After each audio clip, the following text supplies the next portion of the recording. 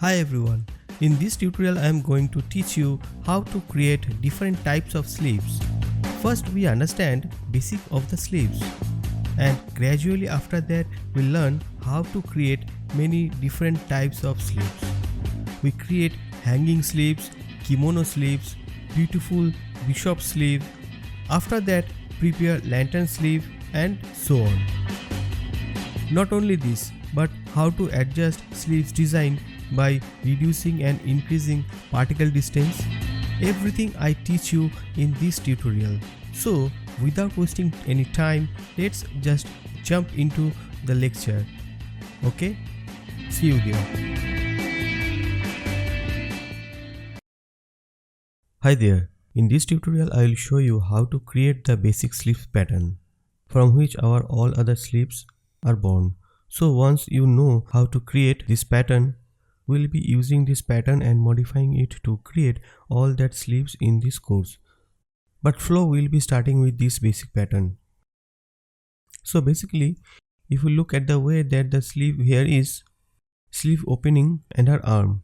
To create a sleeve that hinge nicely on her, we have to create one that's sort of rounded so that there is material to cover her shoulder.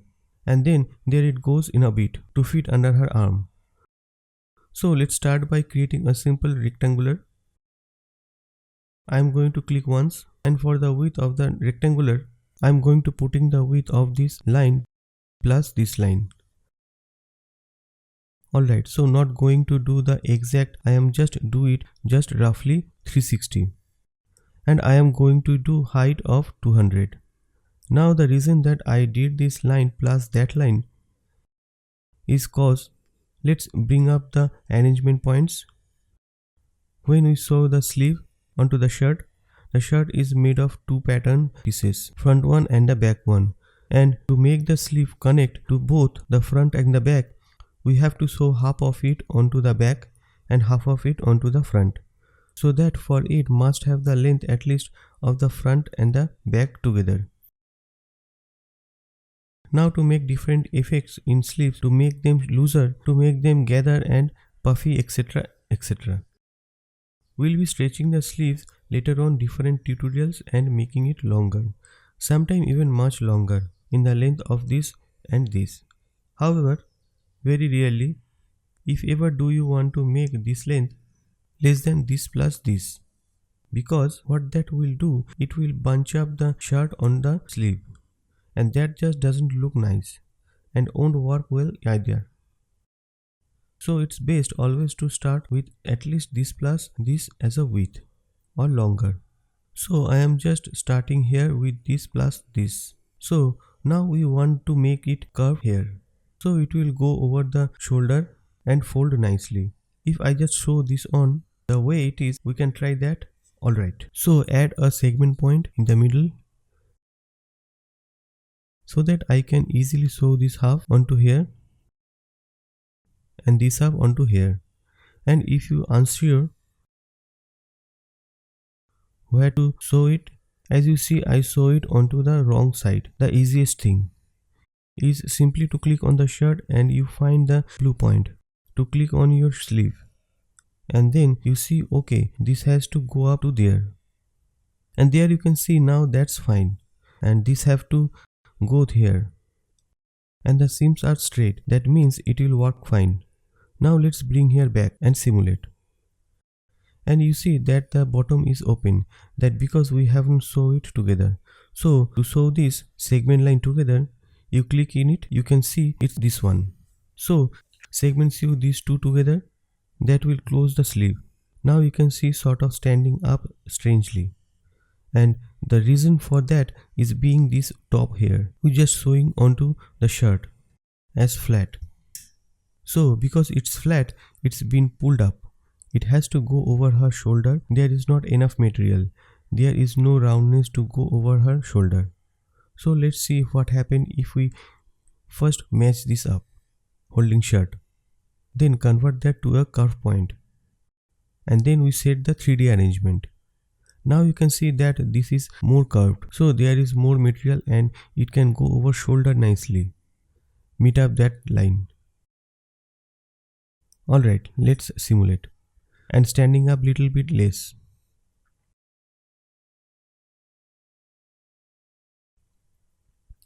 Now it's sort of has this slight lumpiness in the bottom around here. And that reason if we reset it again, as you can see, it's round all around. Also that part that goes under her arm. And the part that goes under her arm should curve in a bit. So let's go our this tool, edit curve point tool, add a point here and a point here just to keep that roundness in place. When we add a point here to bring it in a bit,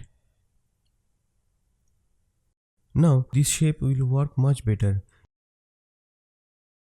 As you see, it hangs already better and there is no lump in a surround here.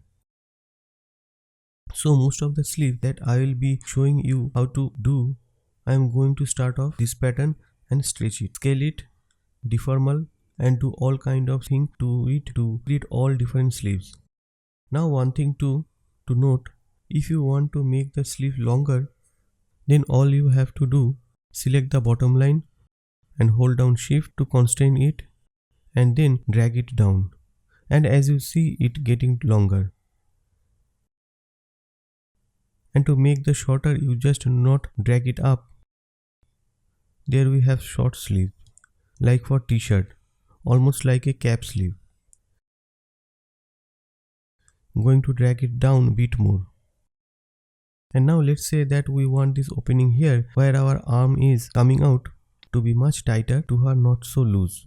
So to make it tighter, just select this segment point, hold down shift to constrain it along the horizontal axis and notch inward like 35, something like that, and repeat the same here.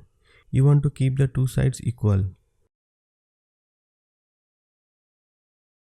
These two lines here, they should always be almost if not exactly same length.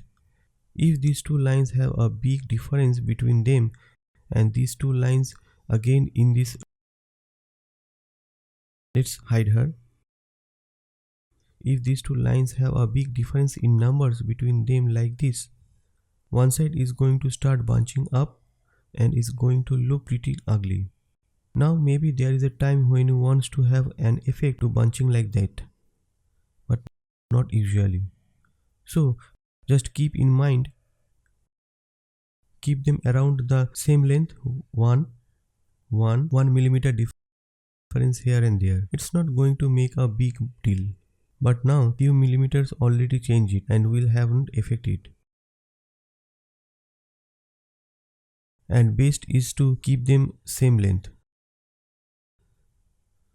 So to make this tighter to her arm, just need to notch it in more. 25 here too. Then start to get tighter to her arm. And to make the sleeve looser and floppier, we just make it the other way.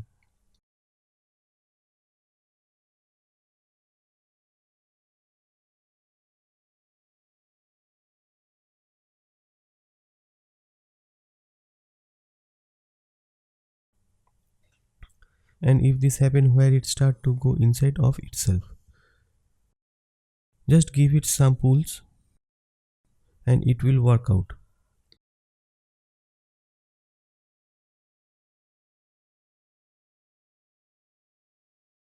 Alright, so I am going to bring this point again back in again.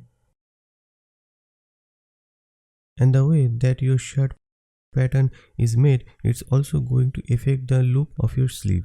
So for instance, this was much wider, not also wide in here to make it even. That your sleeve was start off further, down her shoulder. And if it was even wider still and bit less curvy,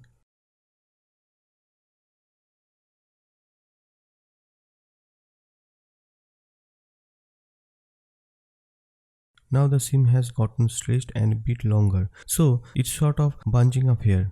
But just to show you, if you change the way your shirt looks, then your sleeve will also start off further.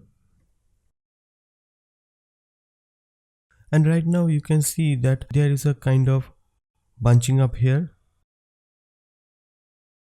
And the reason for it to be sort of bunching up here in this case is because it has roundness, but it no longer need to roundness to go over the shoulder. Right now in this case, if you wanted the sleeve to start off here, it actually would go better if it is flat. So I am going to delete all these curve points here, and you can see it's already less lumpy.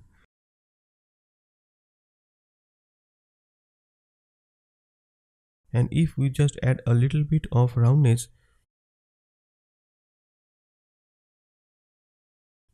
it fixes it. And it's standing up a bit here of that because of the way that the shirt is.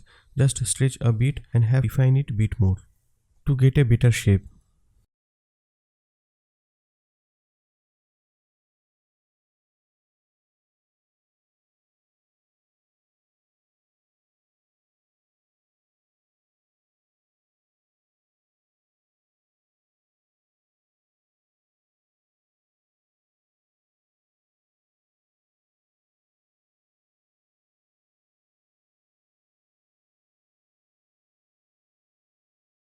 And there you can see is already less lumpy, and we can continue to move the points a bit to change the angle bit more to make it even better.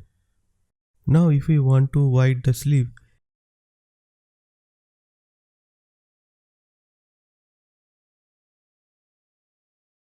you can see just by changing the pattern we have already a little bit of a sleeve, and this is actually called a cap sleeve. So if you want to cap sleeve, small cap sleeve, then you can easily do that just by stretching your shirt point out a bit.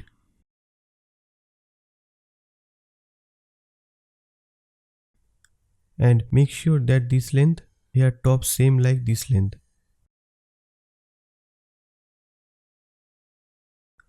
And there you have a cap sleeve. So that's how we do a cap sleeve. Now let's get back to the other sleeve pattern.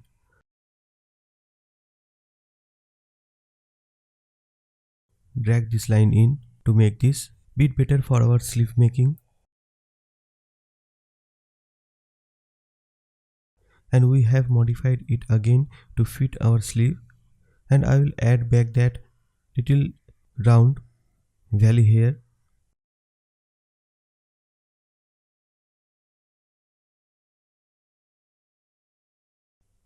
Alright, now of course if you wanted to make the sleeve come more into the shirt, then you simply have to move this point closer together,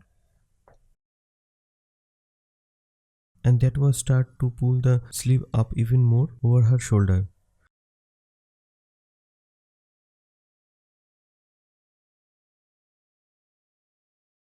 If you wanted it to be loose sleeve up here and then get right around the bottom of the sleeve, best things to do is to click this bottom line and add some elastic.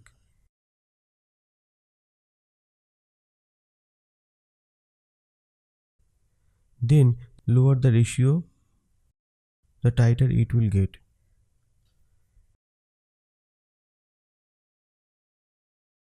Then you have loose material up here which tighten around the bottom. Now although I have been using this pattern mainly is all other tutorials, there is another sleeve that is used sometimes suits and jackets and in some other tailored shirt, and that is two pieces sleeve. So this is one piece sleeve what wraps around the arm, and then this line and this line gets sewn together. And using the same kind of shape which is also a two-piece sleeve, so I will show you the two-piece sleeve.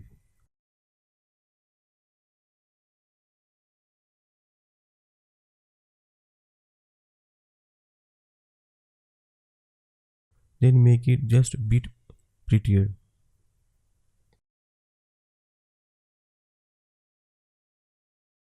So now let's look at how to make a two-piece sleeve and how the two-piece sleeve looks different in the end.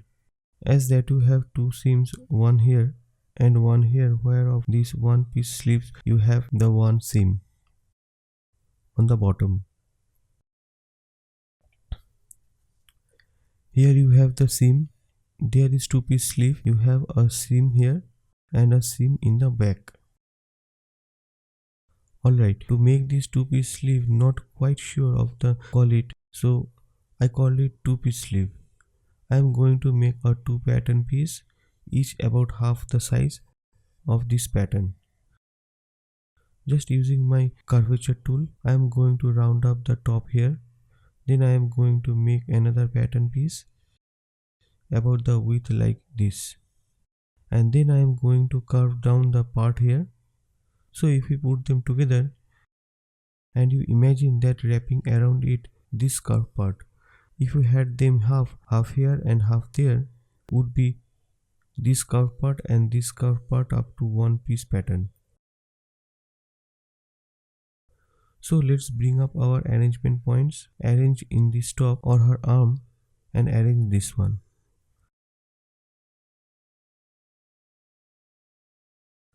Beat her to get that point on the bottom of her arm and also move her arm up a bit and fit there at the bounding volume to her.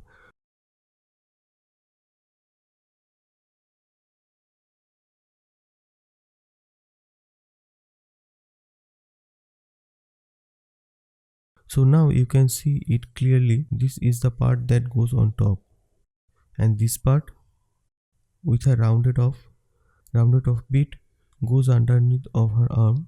Now let's sew this side and this side together and this side and this side.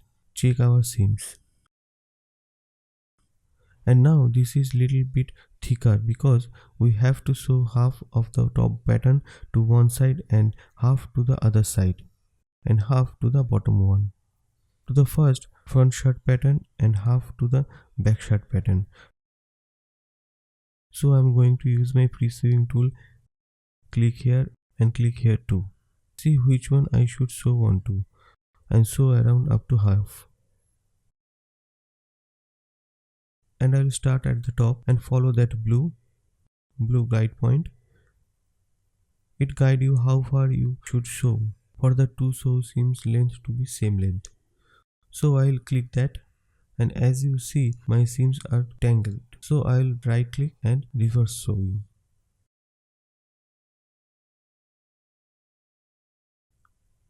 Now I am going to use my free sewing tool, sew this half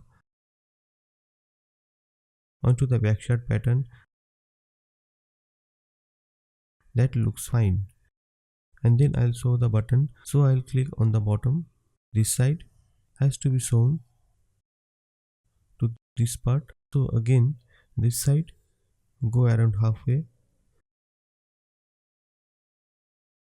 Then I'll sew the extra part that had no sew on it. And you can see it's going to sew onto here.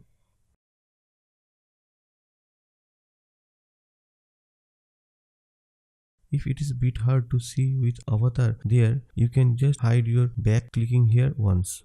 And then you can see your sewing much clearer. Alright, so now the other half. I am going to sew onto the back pattern pieces and you can see it's tangled. So reverse sewing again. And now simulate.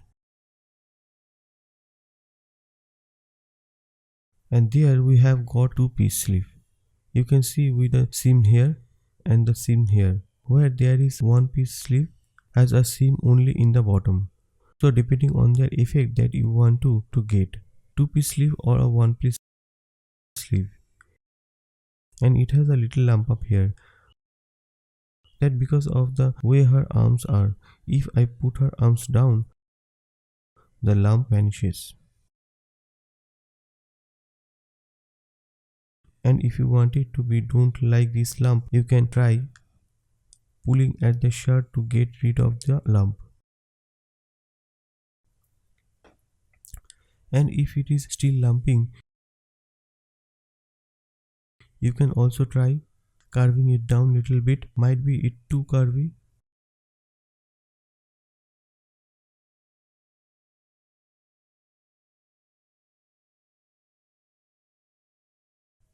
And if the sleeve is not the cause for this lumpiness is standing up, you might want to take a look at your shirt.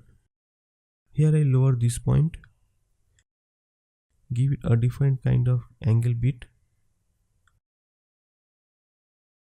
then the lumpiness is gone. So it's not always your sleeve that to be blamed. It might be your shirt that causing something to lump up a bit.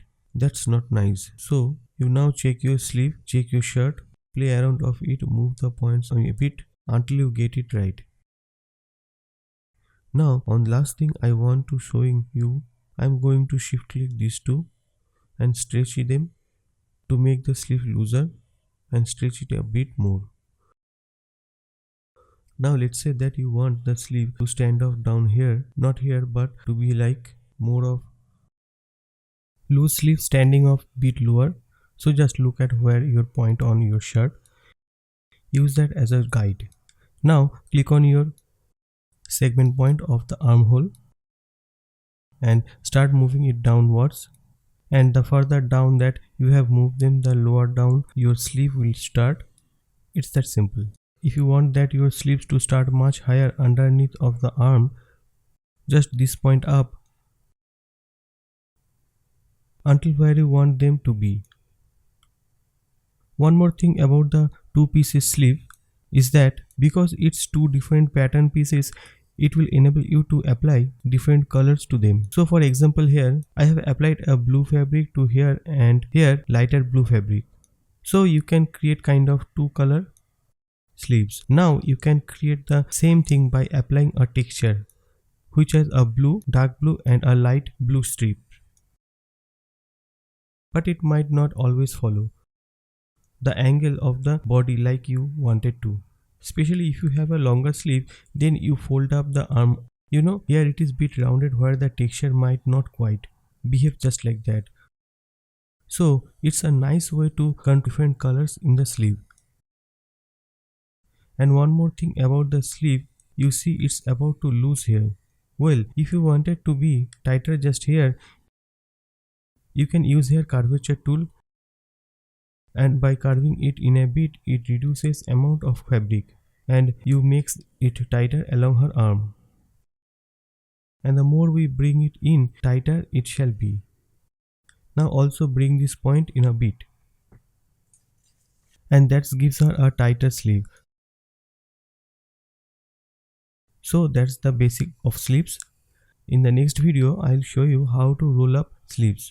And then after that, we will get more into doing more interesting kind of sleeves.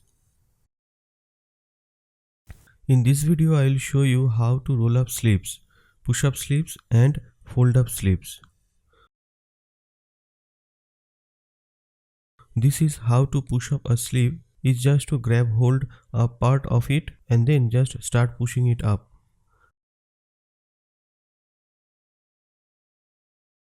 Now depending how tight your sleeve is, it might start sliding down to get like if this a bit of looser sleeve. Move to stretch her sleeve, something like that. Then we try to push it up. It would start going all the way down again. So without making sleeve at tight sleeve, drag it up.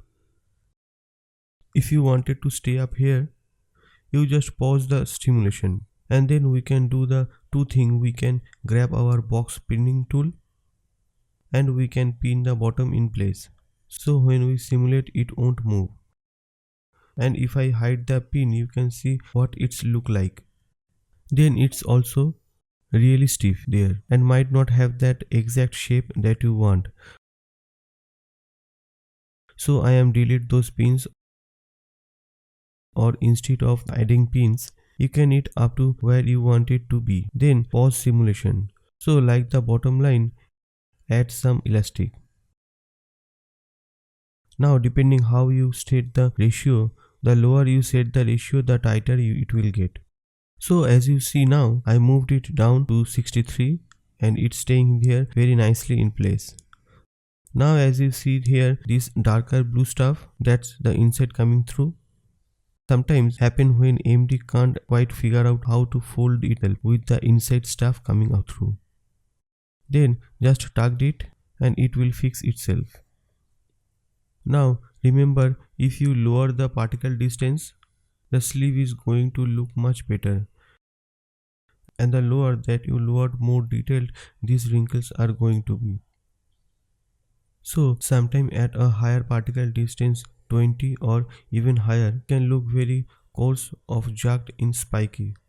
But that's not necessary what it really looks like. So just lower the particle distance and then it might actually look much better. And if you wanted to go higher, just tuck it. And if the last tag is very tight, it won't allow you to move the part with elastic in higher. So for that it would have to pour simulation, get rid of the elastic. Maybe put some pins just to keep some rest in place. If the rest is ready where you want it to be,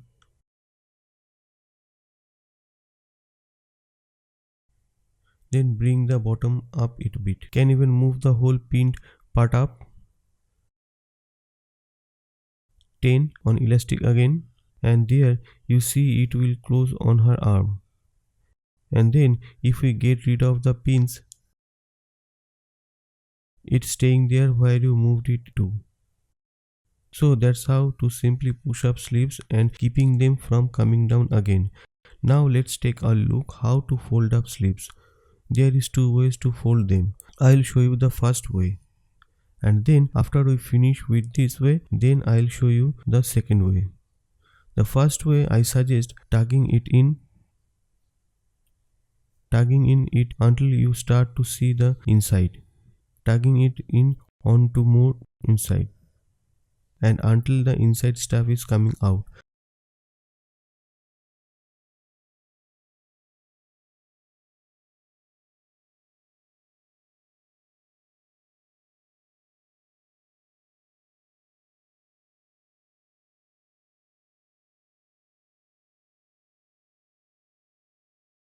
Now you can see this is the inside of material and it's now in the outside and sort of like a folded up pushed up sleeve.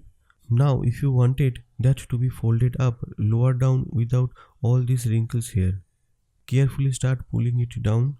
You pull too much, it might start unfolding itself. And there you have got now a folded up sleeve.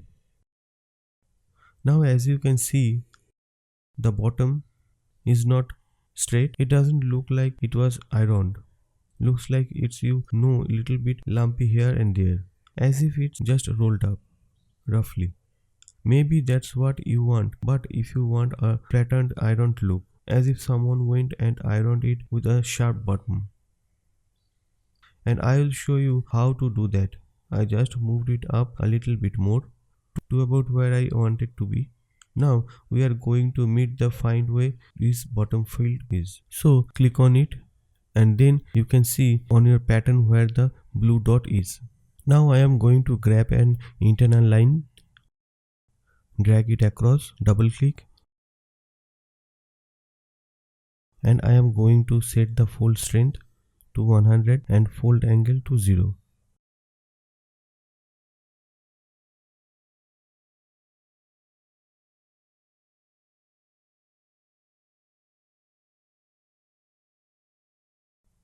And probably I should have set the fold angle to 360 instead. So we just do that 360.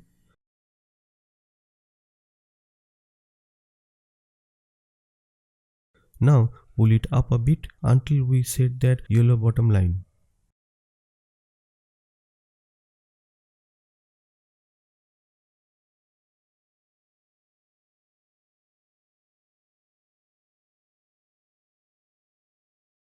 And now if you see, we have a very straight kind of bottom that looks that it was ironed. Now if you want to fold the sleeve over on itself, then you have to first add a few pins to keep the top part in place. So I am going to add a pin here by holding down W and clicking. Rotate around to the back and add a pin here and a pin here too. Now grab this bottom part and start finding it up on itself. Give it a pin to keep in place and grab this part, fold it up, put simulation and remove all the pins by Ctrl W.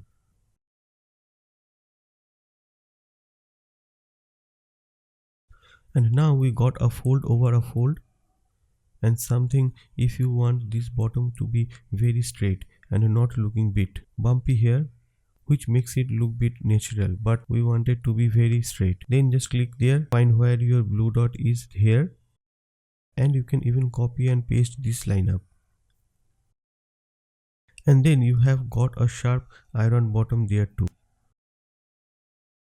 And the second way to fold up sleeves, if this one doesn't work, if for some reason you try to tag it and the sleeve is just going through itself and not behaving like you wanted to. Now I think here it went through itself little bit. Oops. There we go, now it's straight. So if you wanted to fold up like this and it wasn't working for some reason, then I will show you on this sleeve another method of folding up sleeves. Into them sleeves like not an outwards fold but an inwards fold. So first of all, get rid of all those elastic. Let's drive the sleeve down again.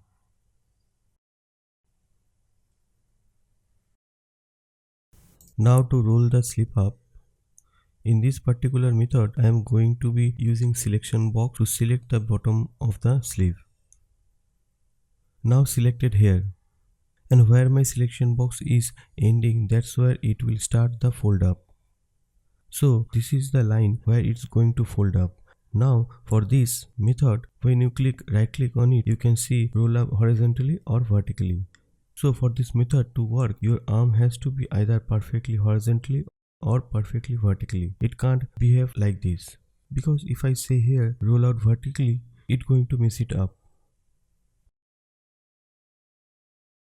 Alright, so let's bring up our X-ray points. I think we have under her more time because we sort of messed it up here.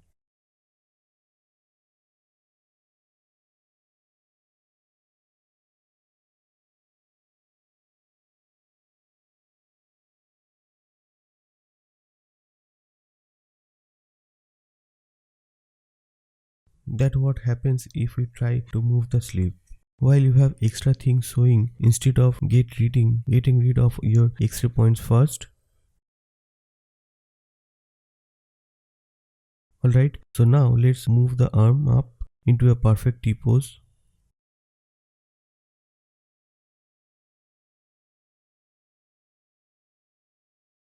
Let's hide our X-ray points before we move more bits of body out of place. And then using our selection box, I want to roll it up around here. So let's see that's around that line. And let's select that part. Then right click, roll up horizontally, switch to our other tool. You can see that it's started to roll it up. I need a bit of help.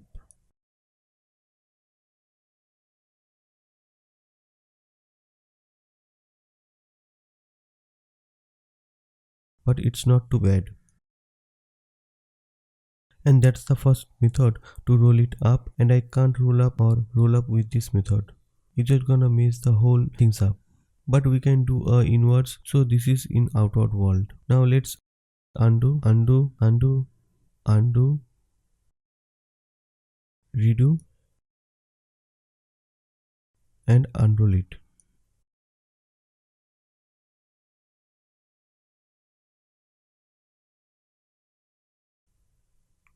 Now pause simulation, select the bottom again, roll up horizontally,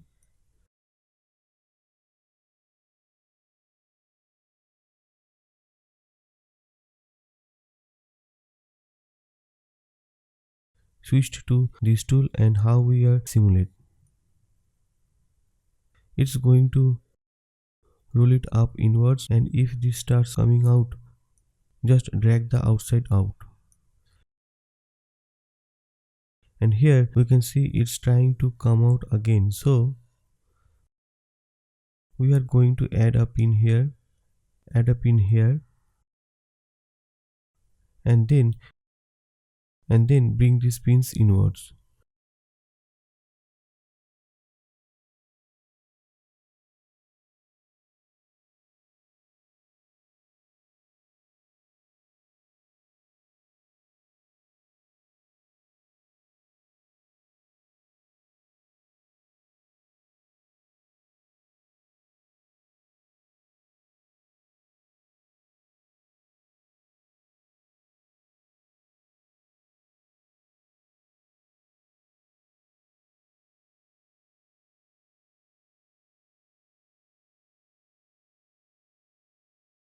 Remove our pins, Ctrl W, and you can see we have an inverse roll.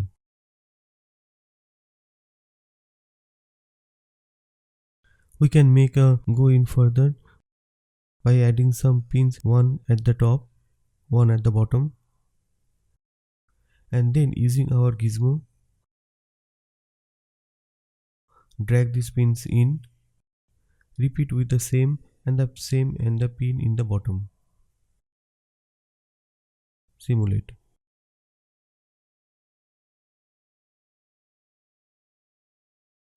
Clear pins. And now we can see that the roll wants bit further in. So basically, to make it outward roll, to make it inwards roll, it's pretty much the same. Selecting it roll up horizontally and then either tug in at the inside to get it out or tug in at the outside part to get that out and to get that in. Then using some pins to help move it around and manipulate it into place.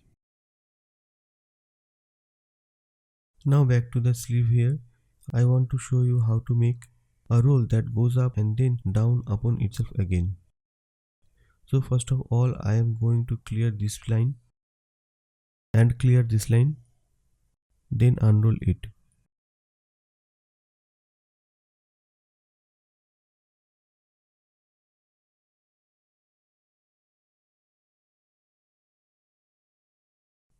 And now let's re-roll it up and let's put a line here already in preparation, and this might also help it a bit when we rolling it up.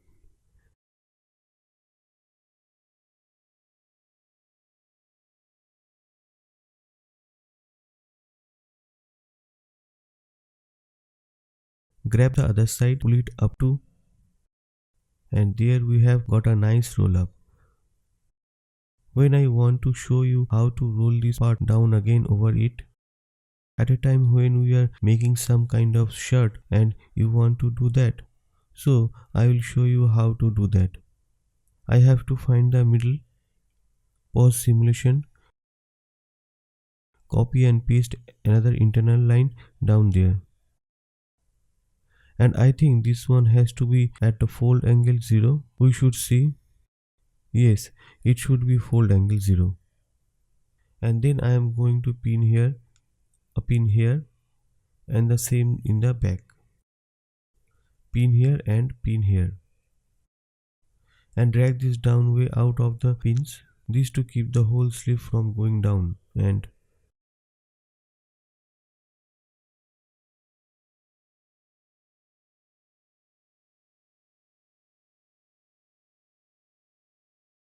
gently does it. And now you can see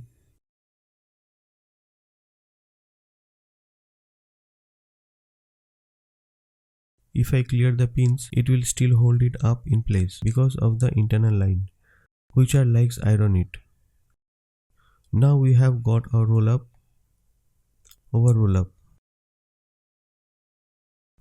which creates a nice looking, almost a cuff of a sleeve, rolled up cuff. And here we have got a roll in. And also here, if you wanted to make it look more iron, just add an internal line with a fold angle of 0, I think, which would do best here. But you can try 0 or 360. so that how to roll up sleeve and to push them up. And in the next tutorial I'll show you cuff for the sleeve. In this tutorial I am going to show you how to make hanging sleeves. This kind of nice sleeves that have this nice long sharp and rounded hanging bottom. I'm not sure what to call them, so I just call them hanging sleeves.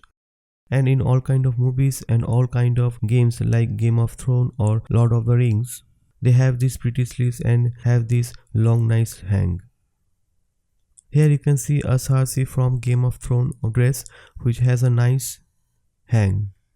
Here is a smaller kind of hanging sleeve with a rounded lace, not a sharp like this one. This is also a hanging sleeve bit smaller, and this is a rounded off hanging sleeve. They use it full kind of costume.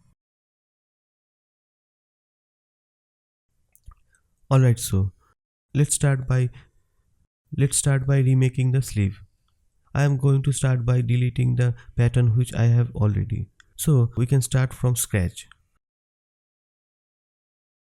Reason that I put her in this pose because that's the best way to show the hanging sleeves. And you can see many of the models stand like that. However, for starting off, I am going to put her arm into a tish pose.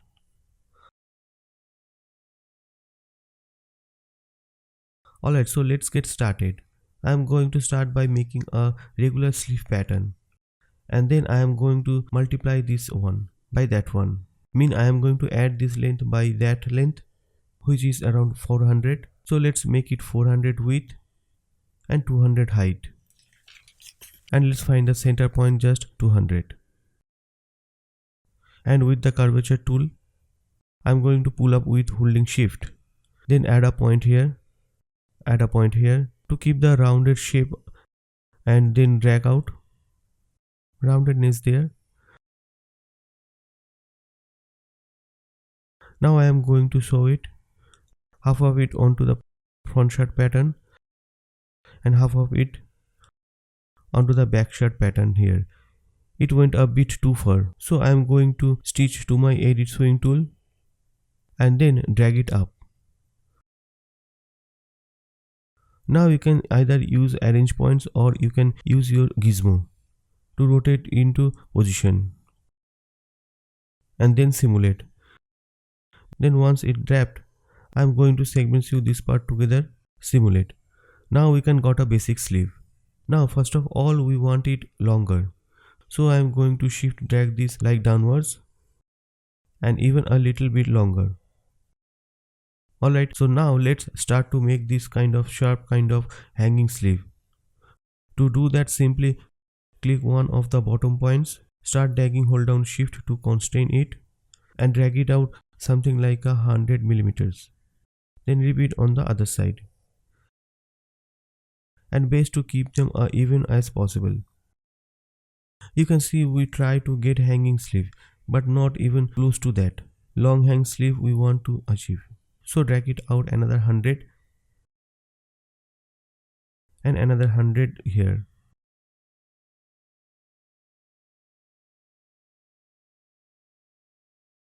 Alright, we can start off that and always making it longer here. Now to change the shape that is hanging, there is a few ways to do that. Let's say we do not like its shape like this, we want it to be like this rounded off. So to do that, grab your curvature tool or curve point tool and drag this line, which is this bottom line. As you drag it more like this to get it more rounded, and will get a bit longer too because you adding more fabric. Now if you curve it the other way, curve it inwards, look at the difference. You get it like cutting away the fabric and you get this kind of curve like this. Now I am going to switch to the curvature tool to delete that curve point tool, And now let's say that you wanted to be going up to here and a straight line down without any curve. So you can see where my peaking point is. It's around this line.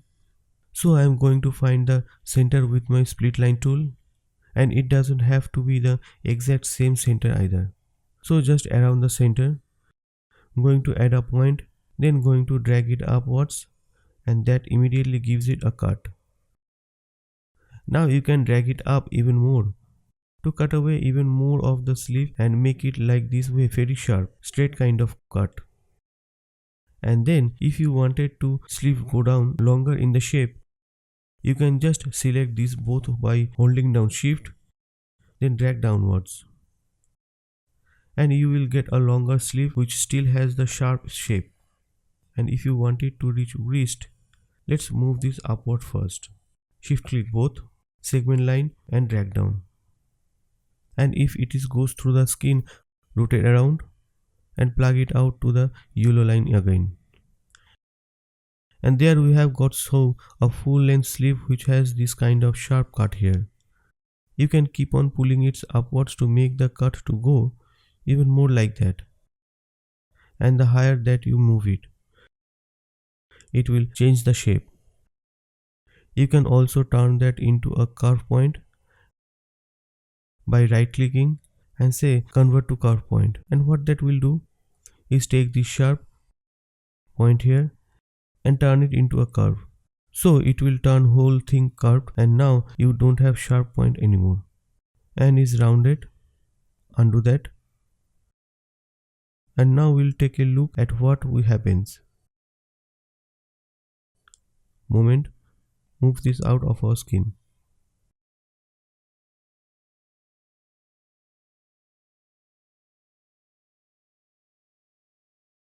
Now take a look at what happened if I move this to all the left. You can see that triangle is now over here. Now if I move it more to start to change the look of sleeve. So this is useful if you want to create like an open cut here, while the back is straight rounded. Now I am going to move this down a little bit. And let's say we want to create this back line to be rounded, not straight like it now. So as you see, if we click around there, we can see that it's this line. So this line, whatever you change there is going to affect this line here. So let's say grab our curvature tool and it's just curve it. So avoid going through to her hand, I am going to shrink it all tiny bit, and the more that you curve it, the more rounded the back will be. So you wanted to create a slash open sleeve like this around back. This is how it created. Now one thing to notice, while I am changing this rounded to around her back, it also rounding up this part here. Now if you didn't want that, you wanted this remain straight, go to about the point we wanted to straight rounding up, click on it, find it here new pattern and add a segment point. Now you can go to this tool, find where the curve point in this line, click it, hit delete. Now you have a straight line go across here, and then you have a start to curve out to the back.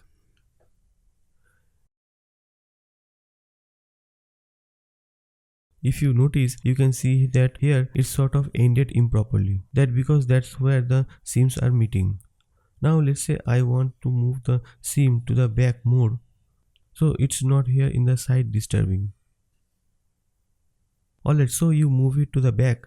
I demonstrate that by just removing this thing so we can see it a bit easier, and moving this point to around the middle.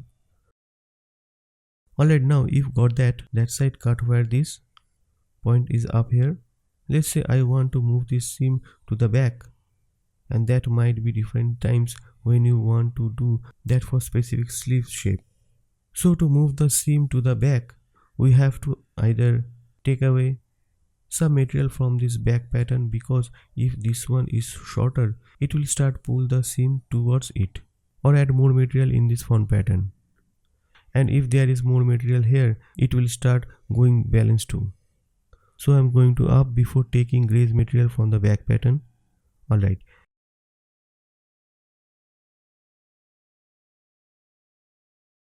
And if you look it closely, you can see that the seam is not exactly in the middle either. That's because this line is a little bit longer from this one. So I am going to select this and upbeat.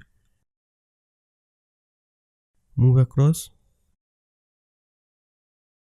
to make it come almost exactly to other side. Then you may arrow keys to move it so that this both other side. Now you can see you seams perfectly in the middle right. So now let make the seam go to the back. So click on the back pattern if you unsure which part of it is.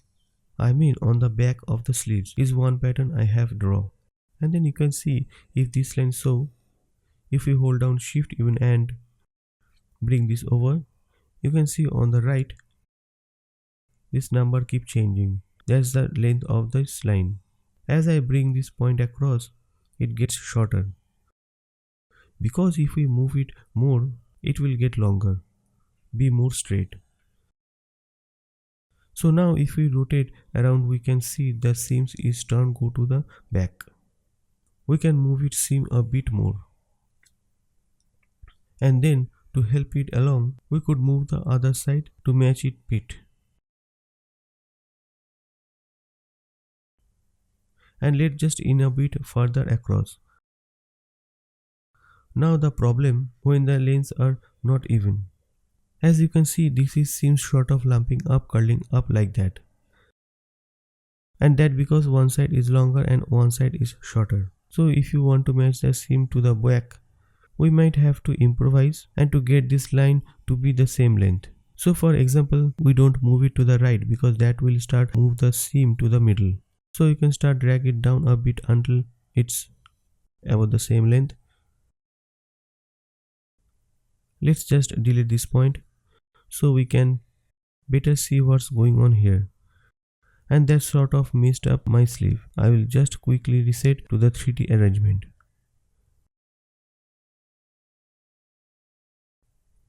Deactivate the sewing. Let it drop. And once it drops, I will activate the sewing again. And drag it over finger.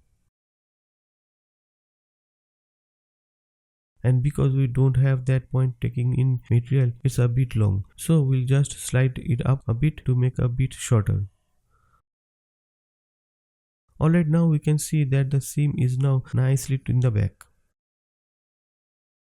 And it's almost in the same length, this one a bit shorter again.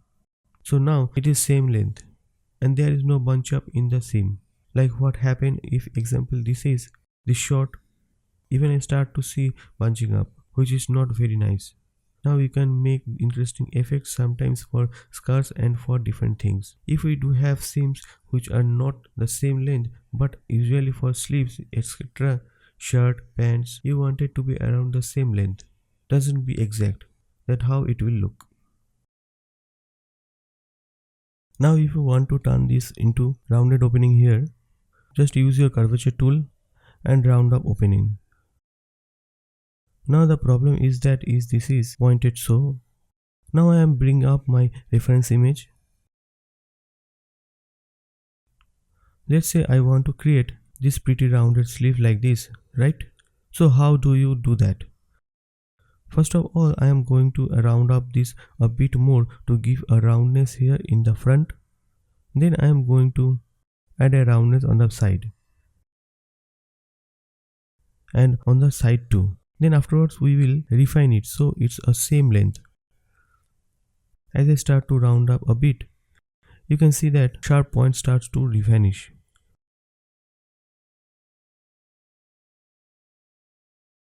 We start to get a round sleeve.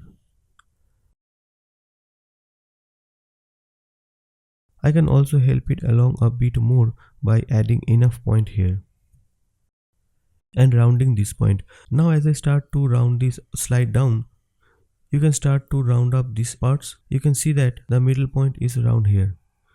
So I want it to be here. All I have to do is move it more to tools there.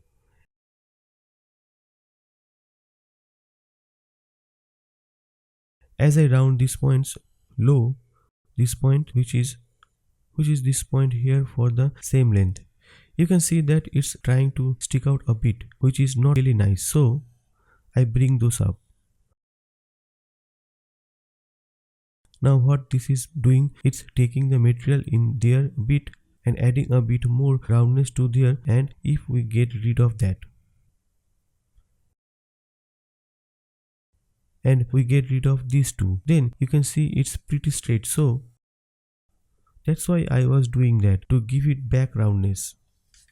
Take this point through her arm again.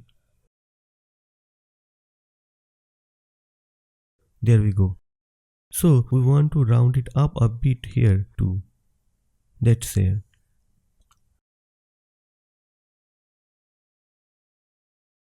So we start to have a rounded sleeve here. Now what if we do not the whole sleeve to start, being this big round thing all the way from the top? What if we want it to be a bit tighter here and then, gracefully turn into this round sleeve? So let's click where we want it to begin. That's around there. Now to make it tighter, to make a sleeve tighter, we have to bring it into itself, towards itself. So let's add a point here and bring it in a bit. Do the same in the other side. And you can see it starts to get tighter. Closer we bring the points, the tighter it will get. And if you look at this side here, it really resembles how the silhouette of this looks. So by making this part more bulgy, is going to change it here and affect it. Now the same is more towards the back. If it was exactly in the side, it would look much more like the side here look. But I will leave that for a moment. Now to make this part heavy more, let's find it. Add some more roundness to it.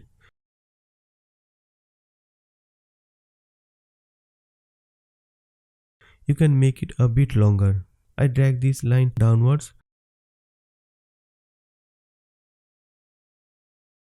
Now I am just going to stretch this a bit more to side. Now we see we have a seam here again on the side. Now let's make it a little bit different to create a rounded part on that side. Like if we want this to be the part that comes in and the part come out, but this one impossible. But dragging another point here, we can start here to make that side rounded. Now this is pretty ugly shape, so I am just going to make it a bit nicer.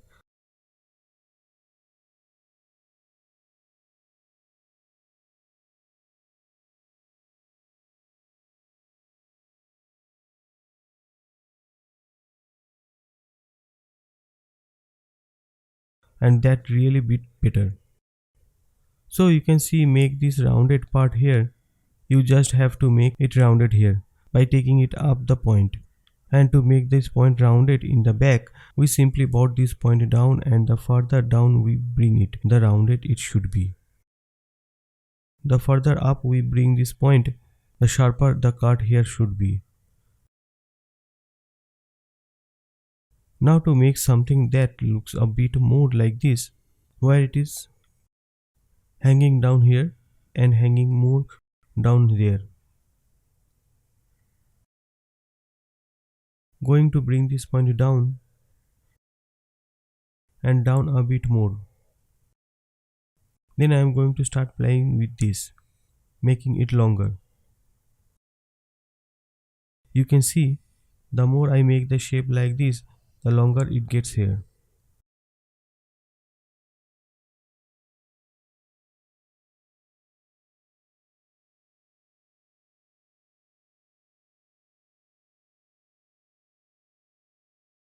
By taking it here to make more of sort of this kind of shape, it also takes it in here and takes away the material.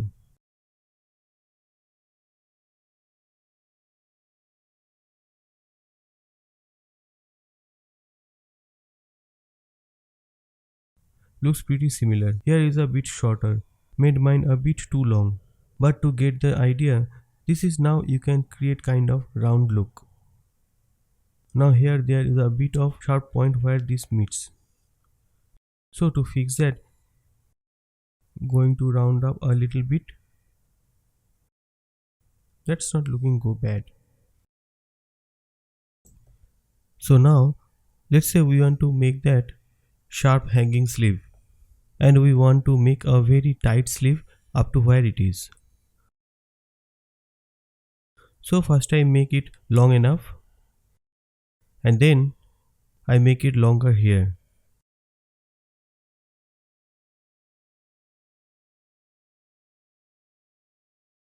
So we got these long hanging parts here. Now let's say we want it to be tight up to here and then have a hang. Let's find where around where that is and add a segment point on both sides and bring those points in.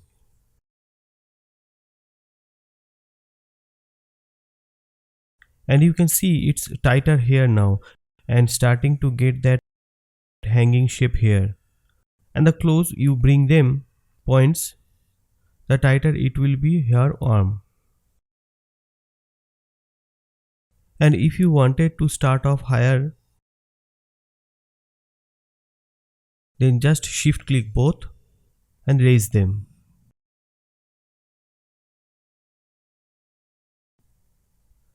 All the way then again to start with lower. This might be exactly the effect that you're looking for, this kind of sharp kind of cut, but if you want it bit more graceful, not so sharp, then convert them into curve points and it will be more rounded. Now it's bit too much. Just fix that by using curve tool. Now you can see it's moved gradually tighter here and it's getting longer here. And if you want to control that even more, then use your curve point tool to set other points and move those tighter together if you want it tighter up here. Now let's make it much longer. For example, this one.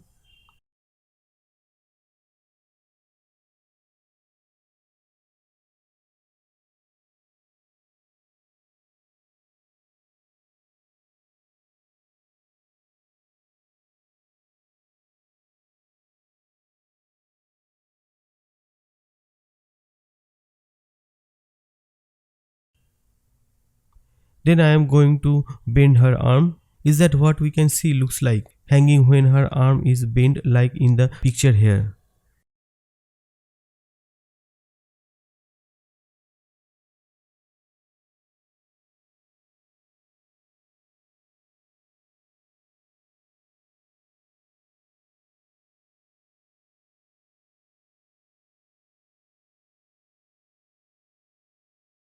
That is right. And if we compare them, we can see her arm, her sleeve here much tighter. And on this particular sleeve is not that good quality pictures. I can't zoom in too much. You can see that all these wrinkles all around here, and that's like on the sleeve which I did here. The first one I showed you that all these wrinkles up here.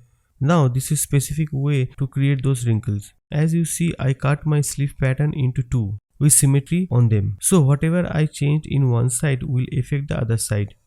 And sometimes when I do simulation, I do run into trouble when it's one piece sleeve. And I try to change things and it sort of goes crazy and messes it itself up. Today it's behaving very well. So therefore I cut it into two, because then I could reset the arrangement on both sides and it sort of worked better. And also to create these wrinkles things I had to add an elastic. Now we can also add an one piece, but in this once there is two piece I added two segment points here. Then I added elastic value on these lines to make it sort of bunch up a bit. So let's take a look how that's done.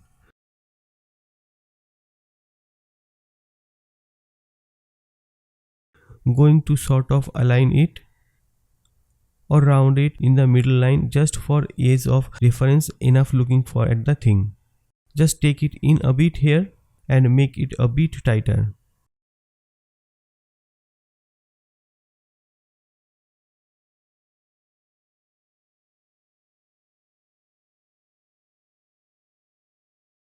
Alright, that's more like it.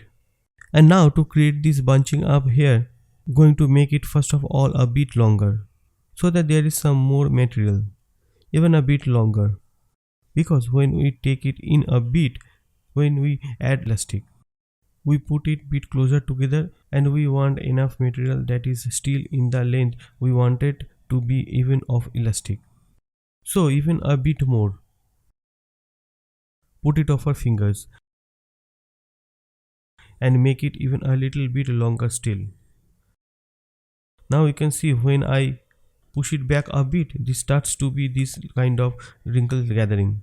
I think I am noticing is that I am making it longer. Is the shape is trying to be not quite straight but more rounded, and that you can widely see here. Then it's a bit rounded. So to fix that, curve point tool and bring it in a bit. Now it looks straighter. And here it is bit more tightness. I think there we go. And I am just going to push it back a bit and then make it a little bit longer still.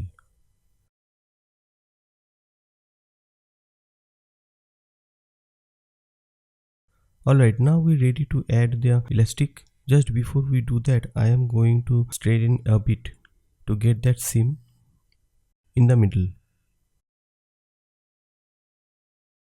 There we go. So to make this kind of bunching up here, gathering up like you see on the dress here, you can this more kind of gathers. I am going to add elastic line right across here. Going to click here to see where that is, and yes, it's pretty much in the middle line where aligned this pattern piece before. Now going to add the elastic line up to around here. Then I'm going to click there to see if that was where I wanted to go, and that is maybe even a bit higher, but we will leave it there for now. Now I am going to go turn on elastic 100%, and I don't see any change yet, so let's lower the ratio. Now I do think it has to go with longer, so let's make it bit longer and maybe even a bit longer.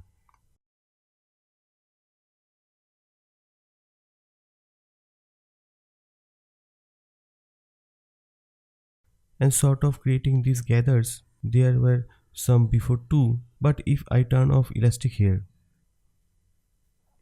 it will start to straighten up out a bit, and if I lower the arm even just a bit to start to slip on to our hand where we added elastic, it will start to pull it up and gather it even where her arm is in a more diamond position. And maybe we just need this little bit more elastic even. So lowering the ratio, we make it bunch up more. There we have got these nice wrinkly things.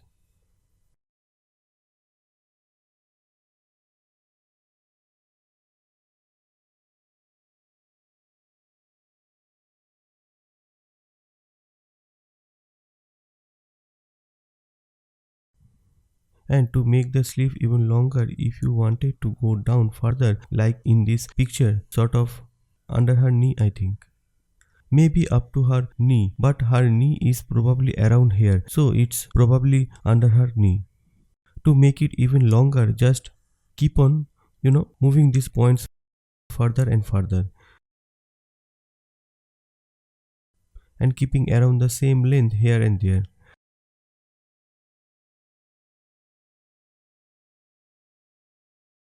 And it start to get longer and longer, and your simulation has start to take longer and longer too.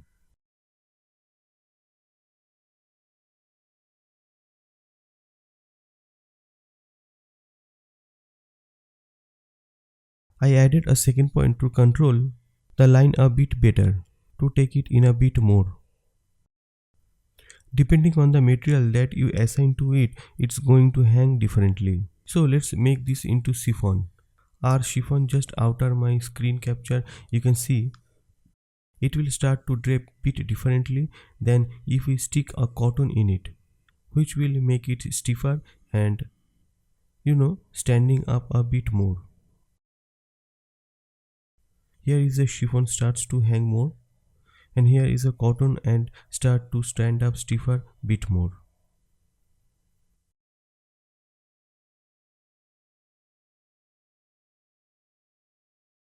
Now if want to create some wrinkles around with the sleeve, with the shirt, because it might look pretty and you might want some little wrinkles there, and for that you want to grow this part, which is the part that shows onto the shirt, because the bigger it is, the longer it is, the more fabric there will be and the more it will bunch up. So let's just stretch a bit. You can see there is already some more fabric there, it also changing the overall shape. So you might have to go in afterwards with your curve, edit curve point tool to adjust it again. Now as I stretch these points more, I am adding more material, and you can see there is some more gathering here. It's a bit wide here, bits too wide from where I am lacking. So I'll take it in a bit.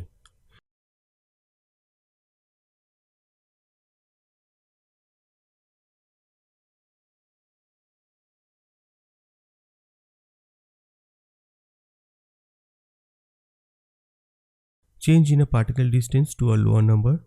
You can better see your wrinkles, your creases and what's going on there. You raise this curve, it's going to give it more material up there. Now of course when you add more material to it, it's going to have more material up there. And if you want it to be much tighter, add another point here and here. And then start taking it in from here too. I think I don't need this point. Now I can see that there is like this wrinkles around here, then here it's tighter, and then here is come again. By lower it's to 5 to see it even better. That's zoomed in too much.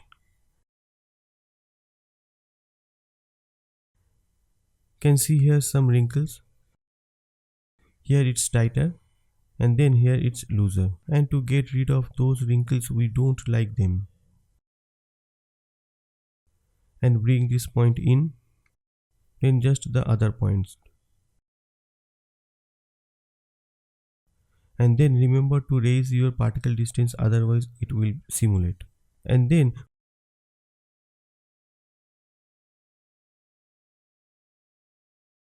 when we want to see it, lower it again.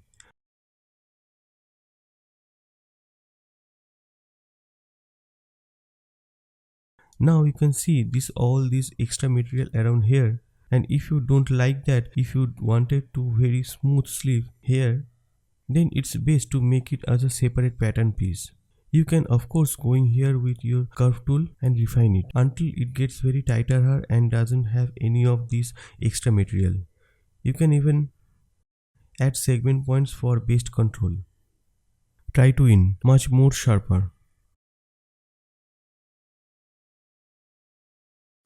and simulate, and it will be much tight on her skin.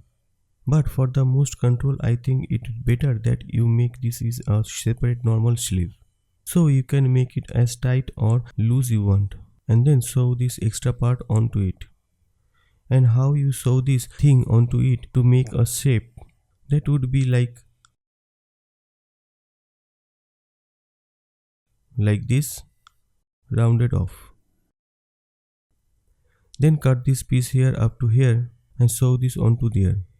Then you can really control how this thing looks and scale it, stretch it without this part stretching.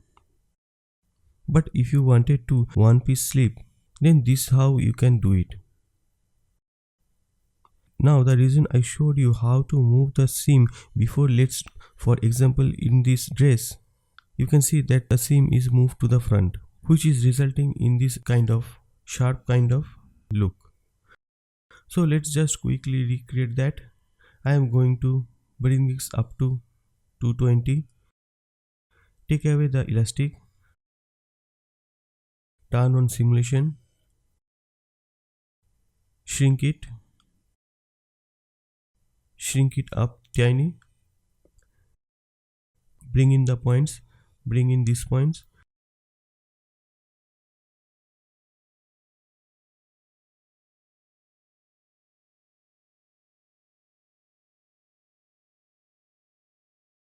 make this a little bit looser.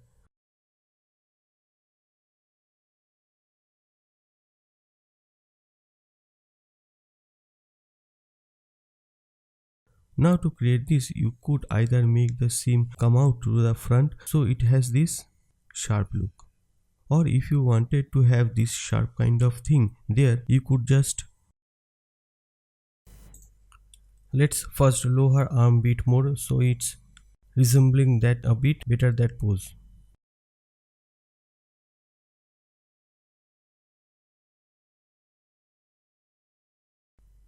It's a little bit long, so I just make it a bit shorter.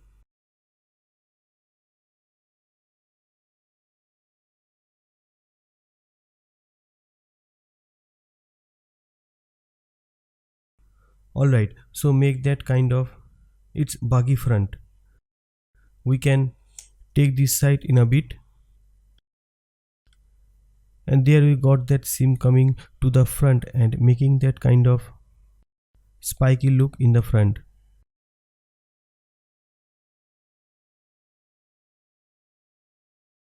And because of this strange shape, it's looking little bit strange right now.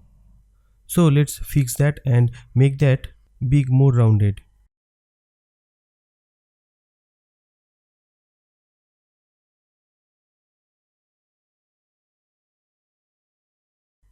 And by carving this up a bit, we can also help it look sharper, because this would give it a sharper sort of part here. So we could do it that way by moving a seam to the middle. But if we didn't seem to be in the middle and we just wanted to have a kind of spike here, let's just move this back again to around the equal length.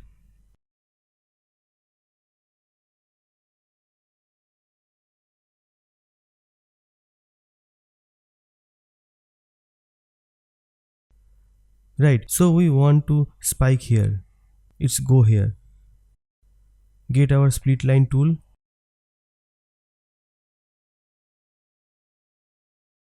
Drag out a spike.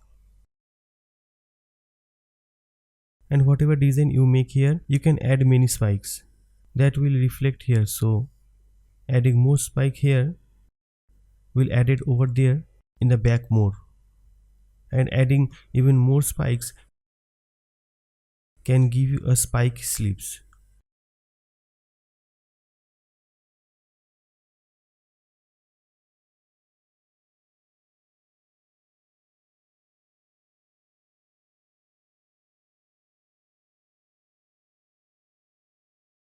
These are sort of rounded off spikes because we rounded off length begin with. So there will have curve points, and if we delete those curve points on the lines, we're going to have sharper spikes.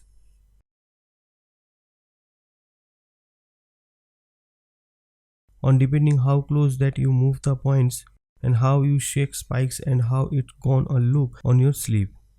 So if you make very narrow spikes, very thin ones, that's what is going to look like. Now remove all these spikes by selecting them, hitting delete, and then deleting any remaining points. And now let's create this wide hanging sleeves. So basically it's just same kind of hanging sleeves, it's just the whole sleeves in wider and the armhole is wider too. So to make it like this more instead of like this but further down, we have to first modify the shirt little bit. So selecting these two armhole points, going to move them down And now I remove the curve here.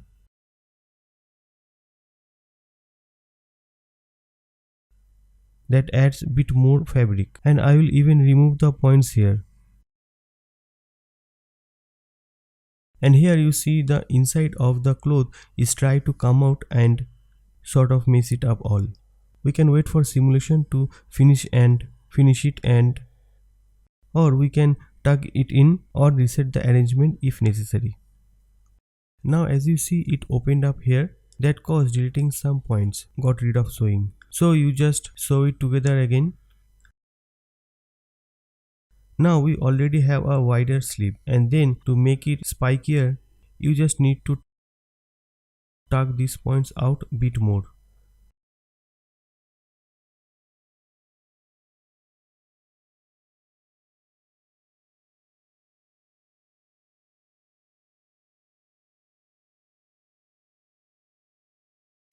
Pretty close to this one. His arm bends little bit so it looks like bit different, and if you wanted to make it sharper like that, you just carve these points up and then it will be sharper. And then extend it to make up the lost length. There you have got now much wider, kind of wizard sleeve some sort.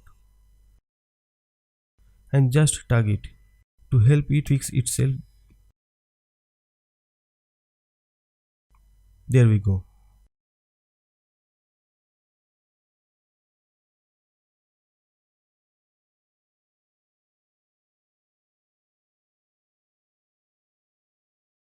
Let's say you want to add this kind of gray thing on top or any kind of treatment of, that's very easy to do. Just make sure it's a same length like your line here,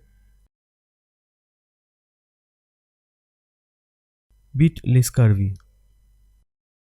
Make sure it's the same length like this. If you want to create a ruffle bottom, then you want to make it like 4 times longer, and then we'll gather it up and make it roughly. But if you want to make it just like this, something like as on to it goes over it, then make it the same length.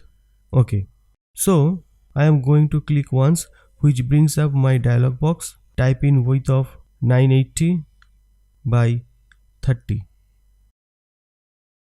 Now I am going to segment sew this together, and I am going to use a superimpose over. I move this up so that you can see it. Superimpose over to place it nicely on top. Then we will simulate. There it is, on top of our sleeve. Now as you see, this is the inside actually of this pattern piece of grayish, and if we pulled it, we can see it was sort of folded over itself onto the sleeve, and if we tucked it, we can start to see the correct side and outside. Now you can see it's not anymore over the sleeve, it's sort of added onto it at end. If you wanted to be exactly over the sleeve and not like this added onto it, then let's just reset the 2D arrangement here of this piece and delete the sewing. Say you want to be over the red part, not as an extra piece. So for that we will get the polyline tool. Double click, bring up our curve tool and curve it to the match the bottom line. Then we will segment sew the top of this pattern piece to there and the bottom of the pattern piece to there.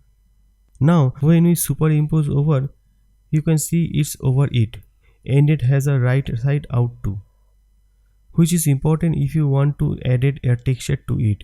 Because of it inside, it won't look like you expected to. So now when you simulate it sitting there nicely on top and not sticking out like it was before, just like this. So there is superimpose is very useful for sticking things on top of sleeves. Can we superimpose to stick another part of sleeve here or some design over the sleeve in different part, and then just by continue to refine it bit more and to change the pose, of course, the arm to the go down like that. You can get the same thing like this, and we'll able to make this thing to this whole costume by the end of this course, because I also cover how to make hoods and all other parts of this hoods chapter. So that's how to make hanging sleeves, and see you in the next tutorial. Here is a quick example of how I fix the shape to be the shape that I want. And aiming for the shape like this brown dress, here we has this rounded and straight part here around here, and I have this kind of crazy looking things here, that because I squeeze the bottom up and I got a shape like this. So to make this straight, just make the seat weight here straight, and if your pattern here straight, it will be straight here too. Here we have a bit too much material, or one thing I could try to do is to reduce the roundness up here, which might be contributing thus enough material here. So I reduce this downwards. It actually moved to bit of that extra material. Now it also lumping up there because her arm is partially bent. So before you go trying to change different parts of your pattern and see if that might be the cause of it, just try to change her pose. Just try to change her pose, and that might already make it look different, and fix it. And here it looks like the seam is coming more to the front, which is it a bit because this is different length from that. But it can also be affected by the way that I drag it my material and twist it. So now their seams look more like it sideways.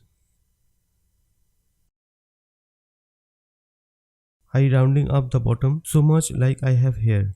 It starts to look not just like having sleeves, but like a bell sleeve. Here are example of bell sleeves. So in fact, by knowing how to make the hanging sleeves, you can also turn them into bell sleeves. You can see it is rounded kind of with hang. Just by making the bottom even more rounded, it can start to look like a bell sleeve. It's not quite that yet. Move this point up more, and make this even more rounded. And it's coming closer and closer to look like the bell sleeve that I wanted to look like. Here is another tip. When I try to stretch this, it usually stretches the entire pattern. As you see, the top is being stretched too. However, when I with a curve point tool and stretch it, I mainly just stretching that point, although you do see there is a deformation on the line bit higher up. Now, if I just wanted to stretch this while having you rest just the way it is, the best way is to that the segment point very close to the point you want to stretch. Then going with your edit pattern tool and stretch it. And now the rest of the line stays intact and doesn't change at all.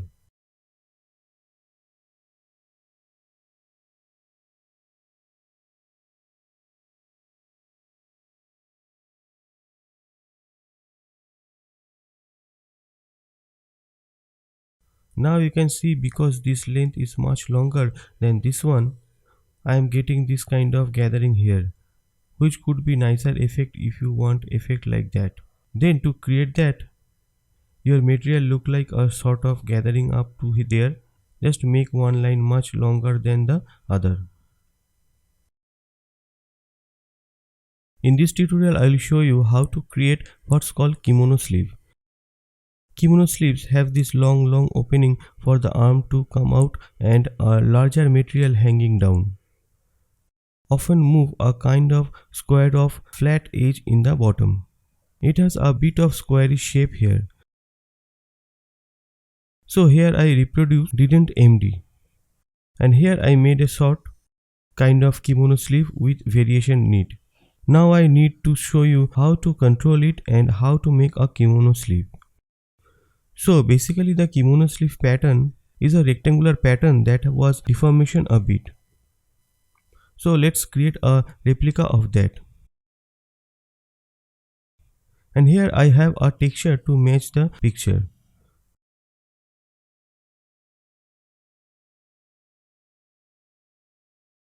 So this width will determine how far down your sleeve is going to go. The longer that you make this top width, the further down it will go. So in the other example we had it very short. I have this width very short, so you want it very long part here, just make it longer.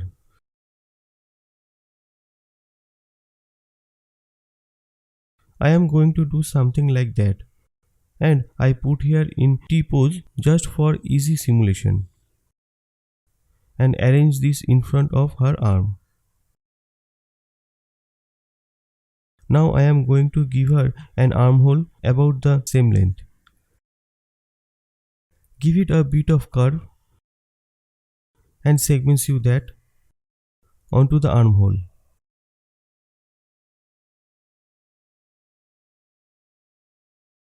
Now duplicate this by copy and pasting it.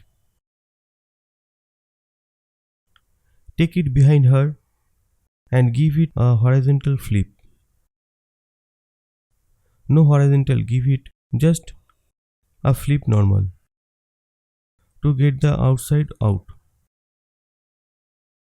Alright, now segments you this part onto back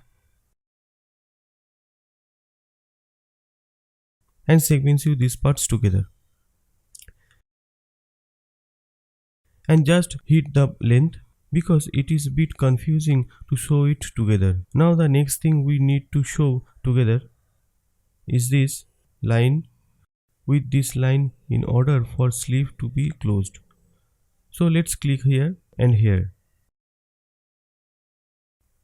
And now we simulate.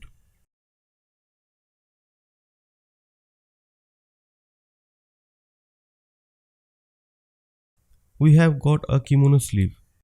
I bring back my line length by pressing my hotkey Shift L.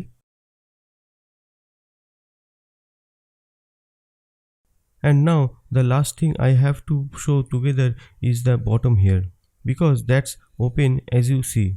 So I am going to segment you that together, and the reason why I didn't show the whole thing together one go is because by having separate seam here and on the side, I can control the folding angle to give it a sharper crease in the bottom. So I am going to simulate. And this is a typical kimono sleeve with a kind of flap bottom and squarish design. You can see some other examples of not this one. This one for instance, it also has this kind of flat bottom and square hang. This one not really. This one, yeah, bit strange. Here is another example of kimono sleeve that's a bit shorter. Alright, that's it. But of course you didn't have to have it exactly like in the picture, and you can also make a bit different. You can make this part shorter, or you can make this angle like it here. So to change how the line react, change the one down here. First of all, I am going to give it a bit of fold. Make sure quite a bit of a fold. Put it to 0 to make the fold go outwards and make it look like it's ironed. Now it might not do it perfectly and is on a coat. And the easiest way to add some pins and tug it straight.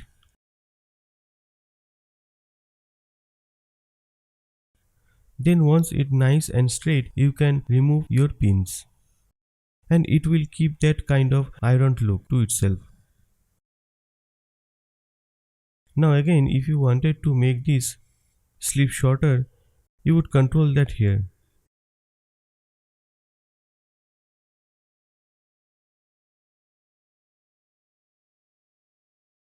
By moving these points closer to the sleeve, to the armhole, you can make it shorter.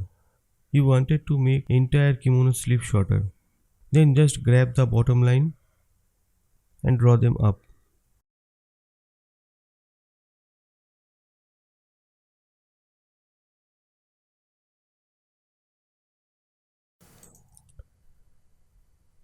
And then to change this form, perfectly flat typical kimono sleeve to more pointed kind of design. Simply find point on the pattern which you want to pull up or down. This case is a tip here, no one that tip go to downwards. So I selected it here. I see the blue peaking point here, and if you don't, then take a different texture or take a basic white texture so you can better see the blue point. When selecting both points simultaneously, holding shift to select the second point. Now without holding shift I can just drag these points down. Now I can see it's time to go itself a little bit. You can be simulate, so I'll just draw this out little bit and then simulate, and then it's fine. And as you can see now, it having a bit of downwards angle towards the tip here, taking little while to simulate just because it has lot of clothes. It's time to have a bit of slope. Now if we do this much more dramatic, shift click second point, right point down, and to gain it going through itself, so just separate itself, simulate.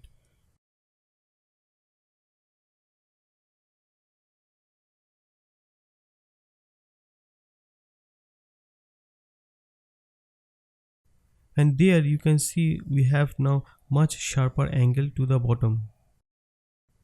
Now how would you make a kimono sleeve that doesn't have such a long bottom? Like if you wanted to be longer to the top, then taper to a small bottom. Well, then just taper here to small bottom, and depending which points move which direction, it will have different effect.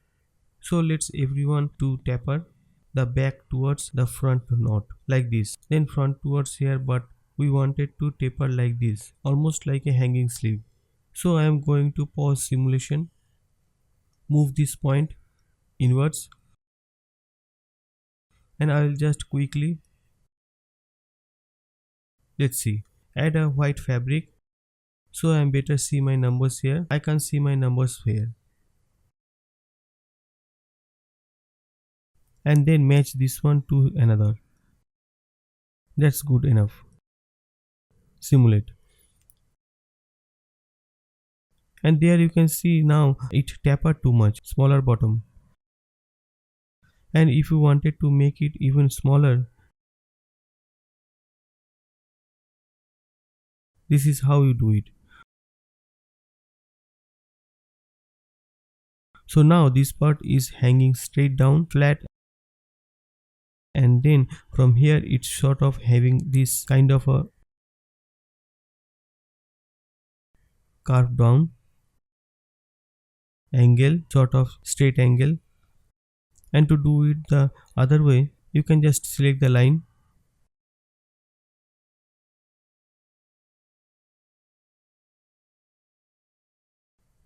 when you got a bit messed up, so just let's set the 3D arrangement for both.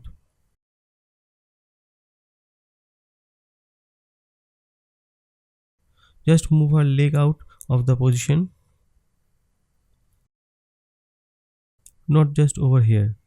And you see the seam is jimble. That is because we flip the normal before. We have to do that again, have to rearranging it. Or perhaps not the normal, perhaps flips horizontally, right, that fixes it.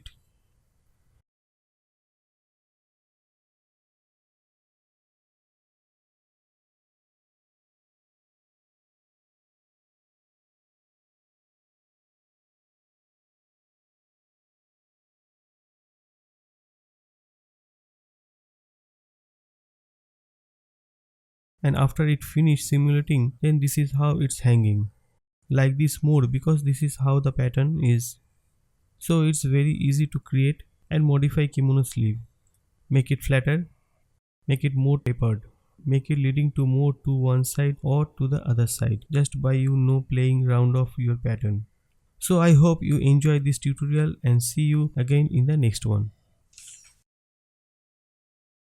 In this tutorial I'll teach you how to make different kind of bishop sleeves. Now this is a bishop sleeve. Anything that is rounded at the bottom and gathered a bit is categorized as a bishop sleeve. So as you see, this has a normal sleeve starting off here and then ending in a bishop sleeve. This is an entire bishop sleeve ending in a long cuff. Here is another bishop sleeve example. Now I am going to show you how to make this one and this one and this one. This one is more rounded at the bottom. Here is crushed bishop sleeve. And I will also show you how to make this one. And here is a very big bishop sleeve. And I also show you how to make this one too. So here is more examples. Here is a bishop sleeves in the middle with a normal sleeve here and cuff here. And here is a very big fancy bishop sleeve. So that to show you what bishop sleeve is look like. And now let's get started. So I have a regular sleeve pattern here and I want to make this long. Let's just bring up the reference image. I want to make this bishop sleeve. So it's sort of up to around here I think. And then there is this long kind of cuff that is shows. So first of all, let's make pattern in a bit longer.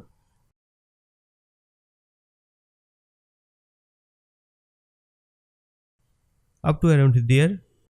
And now to add more material to the bottom, we have to make it wider.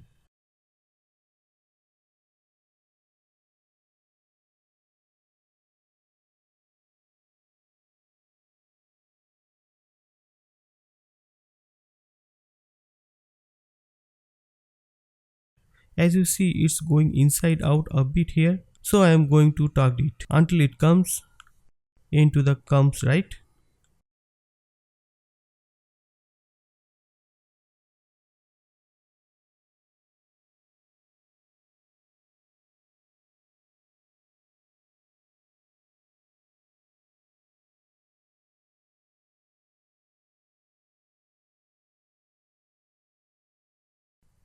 There we go.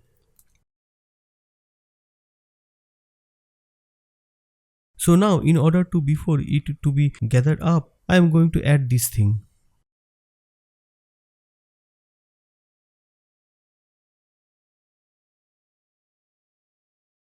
And sew these two sides together. Oops, that was too small. So let's make a little bit wider. And position it tighter to her skin. Then simulate. And now it goes around her nicely. Going to stretch it. Push it up it. Stretch it little bit more.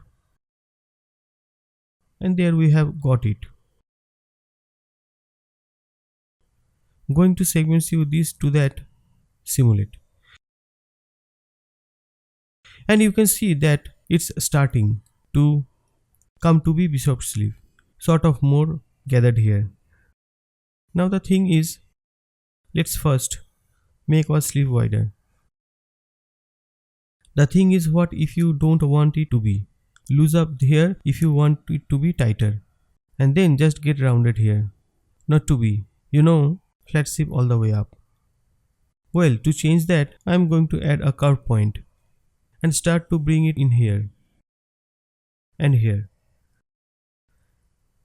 And as we bring it in here, it's start to make it tighter. Now move it a bit higher.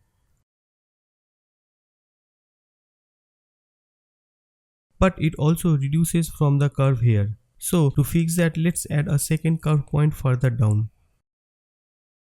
And bring out that curve again.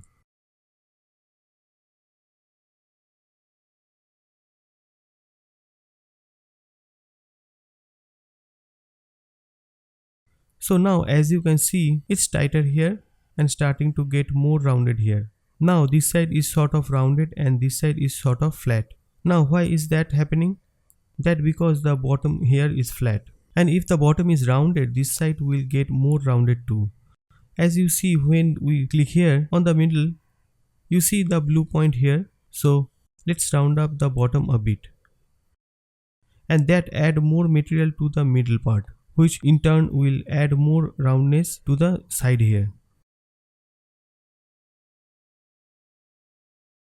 I am going to reduce the particle distance to see a bit better what's going on there. And now if you wanted around this to start further down, not so high up, all we have to do is move these points downwards. And to make the sleeve even tighter, just move them closer together. If you don't like how big this puff here is, move these points in slightly.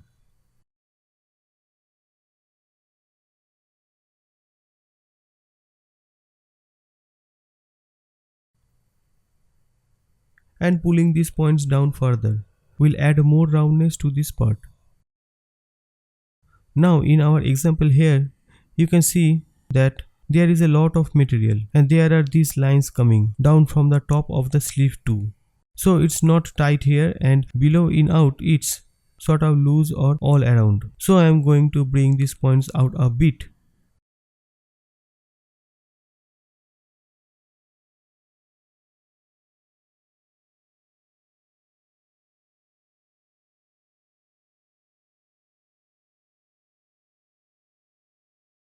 And I am going to move these points a bit more to the side to give it a bit more material. So the more you move these points this way or that way, the more material that you have on the bishop sleeve. So we want even more material, you just stretch this to sides. As you can see here in the top of the sleeve, it's very smooth. There are no lines, no crease, no gathering. If you wanted to have a bit of a gather here or a lot of gather here, then you want to stretch this top part. So the more that you stretch something, the more material it will get. And if it has to sew onto shorter line, it will start gathering up.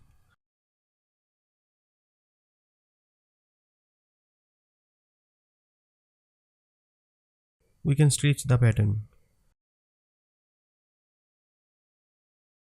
And there you can see we gathering much bigger bishop sleeve, and we getting a gathering up here too. The lower the particle distance is, the clear that you can see it. Now it's looking bit similar to here, just that here it's really big. She doesn't have such a big puff in the bottom. So to change that, we can bring these points in while having the top where it is. And if you wanted to make it hang more over the cuff, then you want to make it longer, because the longer it is, the more it will hang. And if you want to make it bit tighter and not so hanging, bring this up. And the higher that is goes, the tighter becomes, and the more of this straight line that you have here. You still have a bit of puff here, and if you want it more, can just bring these points outwards and make this a bit of rounded bit more rounded. And there you can see now we have lines in the top and we have lines going through it, and we have this roundness. Here it's a bit flat, so add more roundedness there. I pull this point down, and there you can see it's time to round up more.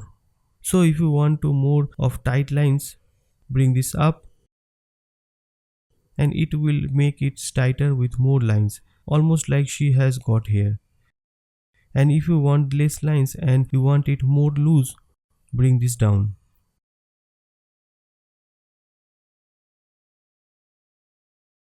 And best to do your big adjustment on a higher particle distance, otherwise it will take forever to simulate.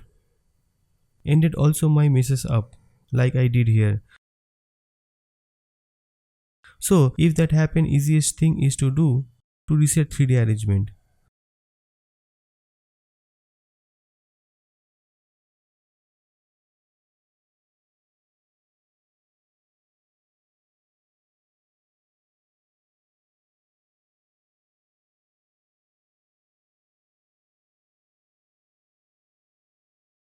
or just to go undo, undo, undo, which might sometimes work better.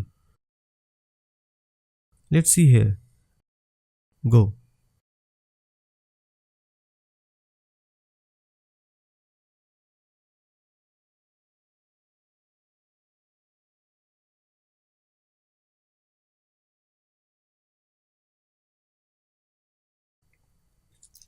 And the movement that you activate this one, it will activate all showing for it.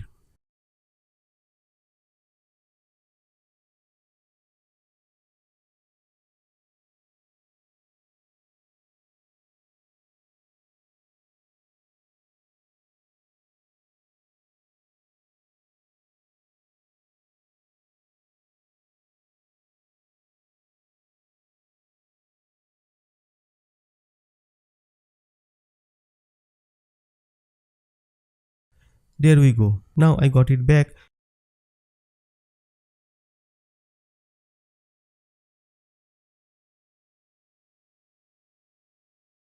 And if you want it to be tight up here and move the balloon down here, then just bring in your curve points up here more, and it will be tighter on top there and more of a ballooning shape here. And to get rid of any wrinkles here, shrink your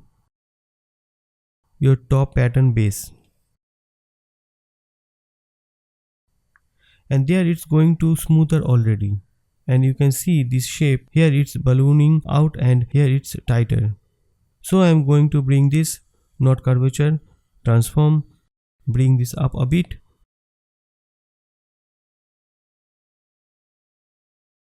bring this out a bit,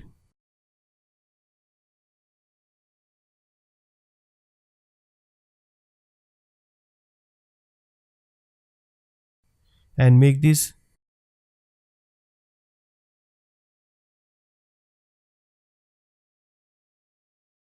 bit smaller and even a bit tighter.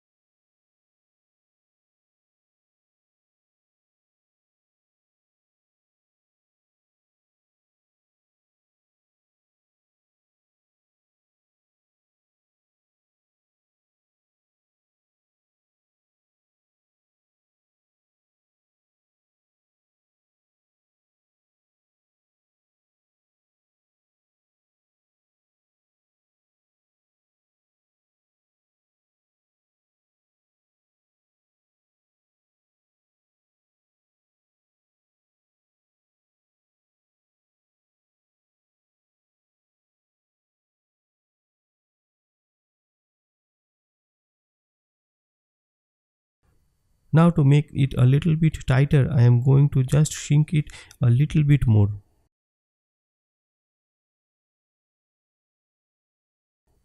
And to make the top a bit more rounded, to add some more lines there.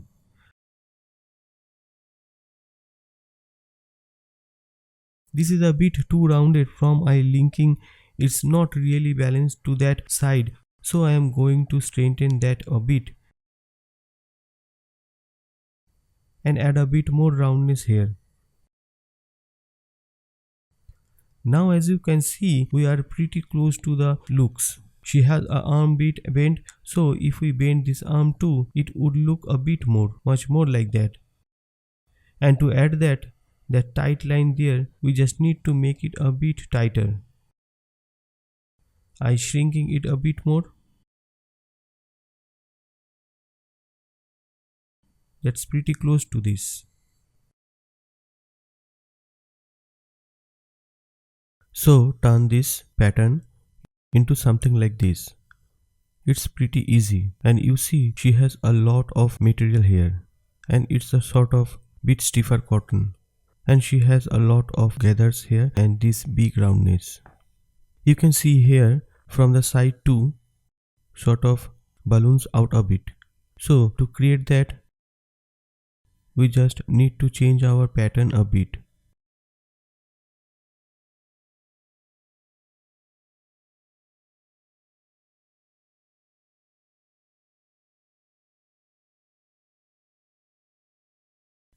Make it a bit longer to make it a bit looser.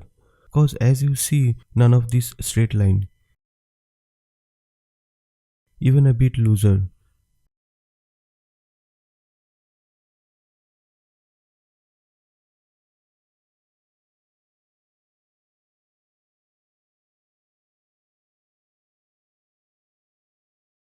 Reduce some of that big roundness there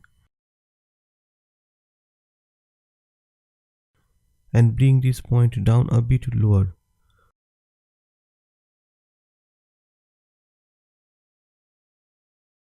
So you can see from the side, this is sort of straight here, or this not very tight, it's just bit loose but it's straight, and then it gets rounded. So you want it to be straight to around here.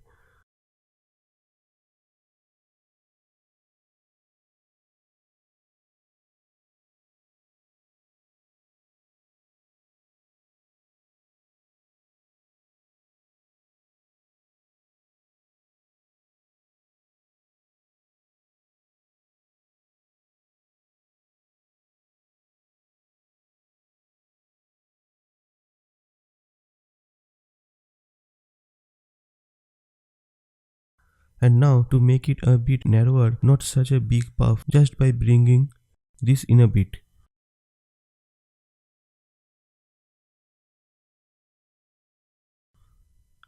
Also, if you notice here that the arm vent is much shorter and whole sleeve goes down much farther. So I am just going to shrink this and a bit more and bit more, then make the whole sleeve pattern bit longer. So it goes down a bit further.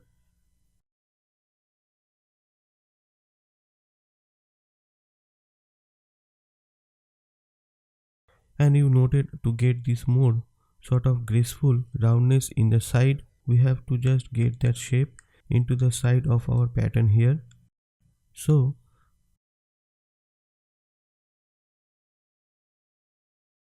I am going to move these points down a bit further and bring this up a bit because it shouldn't be that rounded, I think.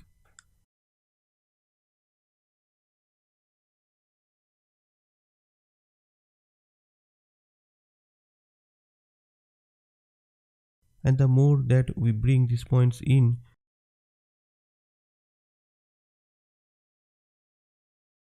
then I will bring these points in a bit more. And this one too. These two match material on top there.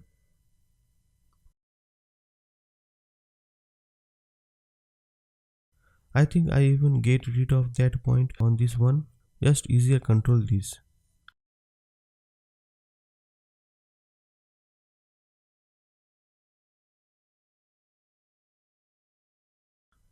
Align this in same line. Bring this a bit.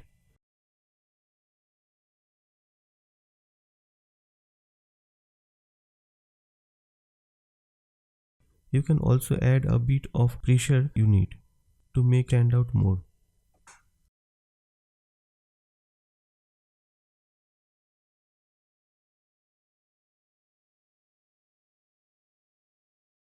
Now as you can see, the seam is trying to come out of the point. The reason for that is if you look at the shape, this line is looking shorter than this line. You can also see the numbers in shorter. So to fix that, go more to the back. Going to make this one longer and bit longer. And adjust the shape as well. So now they are both even. And here it's stuck in a bit, so put it out.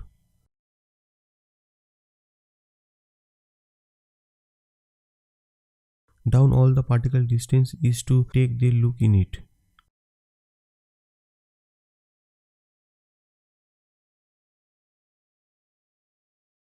This needs bit more roundness in the side, just a bit more. So I'll just move this bit more down. There we have got bit more roundness, and here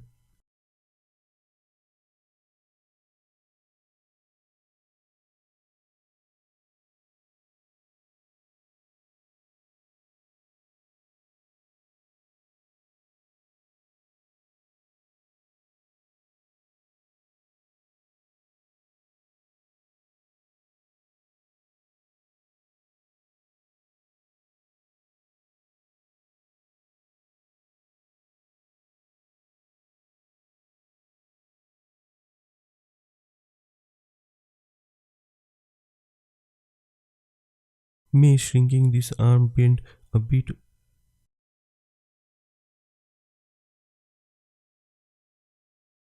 So by shrinking this a bit, we can make it tighter, and by having tighter arm bend, it more likely to stay in place where we want it to be.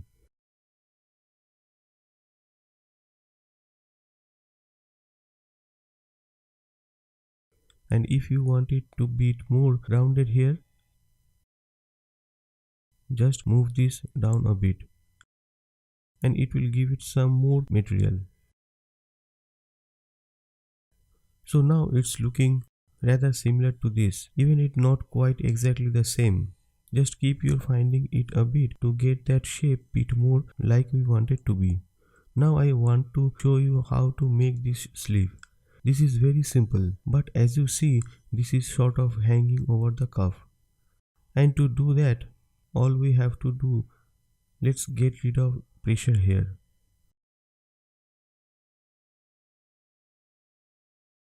To make it hang over the cuff, we just have to make it longer here,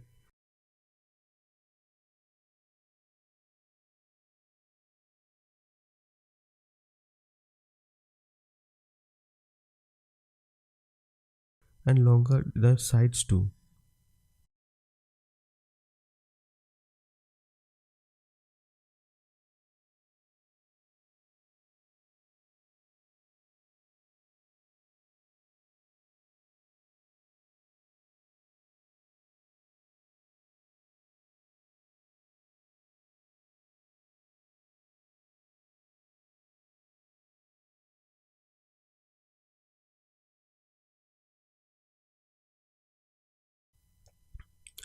And maybe they a little bit less here, and a bit less roundness here.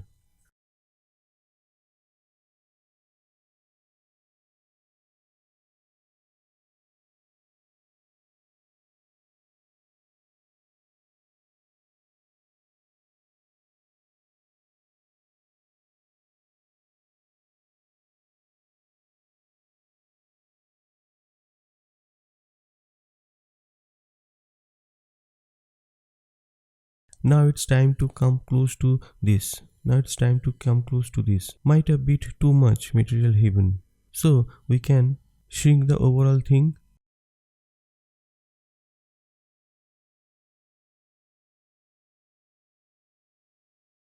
and now it's hanging over the handcuff, the hand, over the twist band so much that we don't see it. So everyone to see it bit more can just bring this up a bit.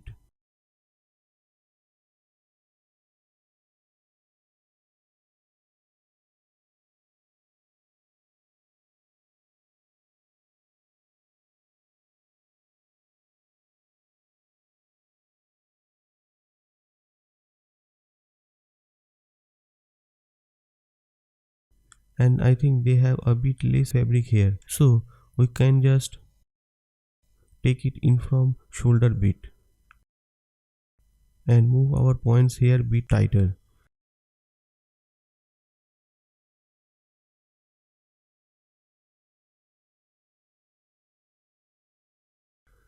And I think that's pretty close to that.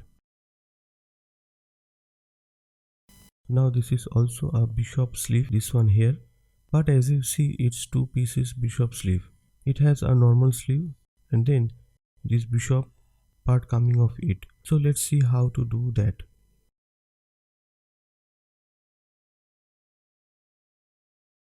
Going to use this side to make that kind of sleeve on it, and it's about up to elbow little bit over it. So let's make this bit longer, a bit longer.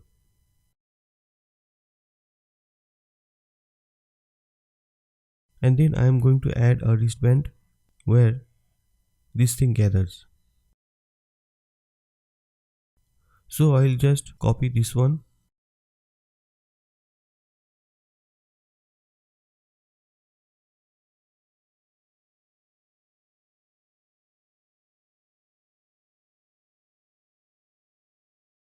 and it has to go down, I think around here. That's right. Then make it a bit longer, simulate, make it a bit narrower, and meanwhile freeze it there into place. Now to make this bishop sleeve part in between those, I am just going to make this square. And as you can see here, there are some gathers, which means that the material here is a bit longer than what it showing onto. So to create these gathers here, we're going to make it a bit longer than what we want to sew it onto.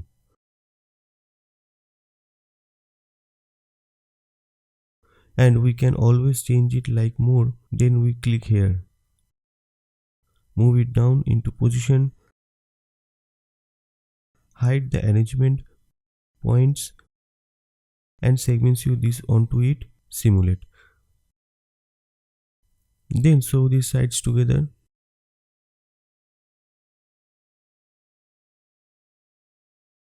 and make it a bit wider to capture some more rings there. And if we lower the particle distance, we will see it bit better when the wrinkles start forming.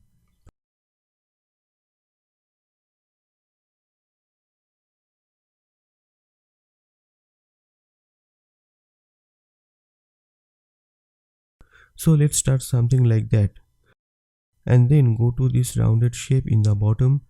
We just have to make a shape like this. It's not just a whole sleeve, it's just gonna be bottom, so sort of this shape around the bottom. So first of all, I am going to add curve point, make it curvier, and then stretch this point out to the sides.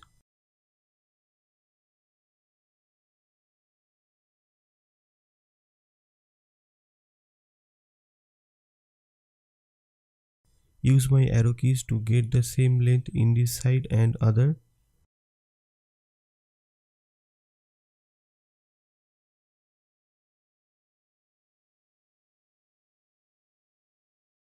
And then I am going to raise the particle distance again and segment sew this onto the arm pad. Check my sewing and then simulate. And it's sort of twisting around itself because the arm bend is frozen and it might not be the perfect shape. So let's just get the arm bend or selected here, and then right click onto the gizmo and say unfreeze. And now it's very twist itself into position, and if not, we can have it long a bit.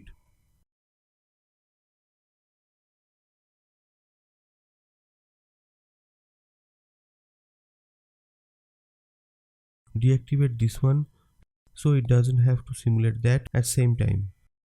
This is kind of puffing out, not quite like this which is sort of falling. Also this might have a bit less material, and it also seems to be as gentler, softer kind of material. Perhaps a kind of chiffon for some sort. Let's try apply a chiffon to the sleeve, and we can see immediately it starts to hang much nicer and more like this one.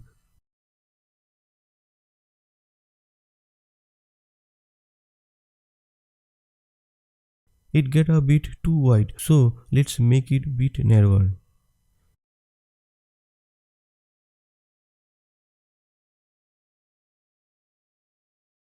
And in this example we can see we don't see the armband at all. So if we don't want to see the armband, we could either give it a bit fabric that has opacity of 0, or we could pause simulation that notch it up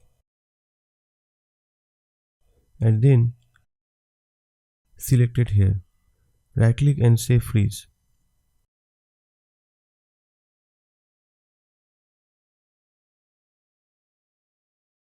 And then target it to make it hang over it. And if it's still not hanging over it, you can try moving this up a bit higher, then simulating again. And perhaps we should show it onto the bottom of this instead of to the top, which might make it hang over it better. So let's delete the showing, then show it onto the bottom. Now we simulate. You can see it hanging over it much nicer.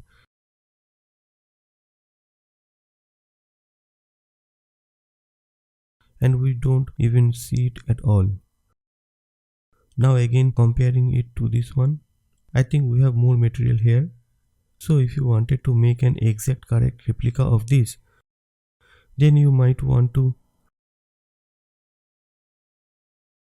make it a bit less rounded and maybe bring it this point in a bit.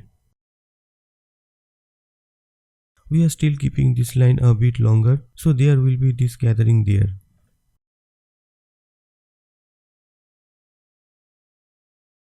And it also depends on how your arm in this example. Her arm is very tight against her body, so it hangs and looks bit different than this one, which is a bit in a A shape, so it hanging more to the side. So if we would pose her more like in a picture, now it's happening is because this is frozen. It's stuck there in the air and is not coming with the arm nicely. So if you want to pose, if you want to animate, it's going to be a problem to have a frozen piece of clothing there. So the best thing is to unfreeze it,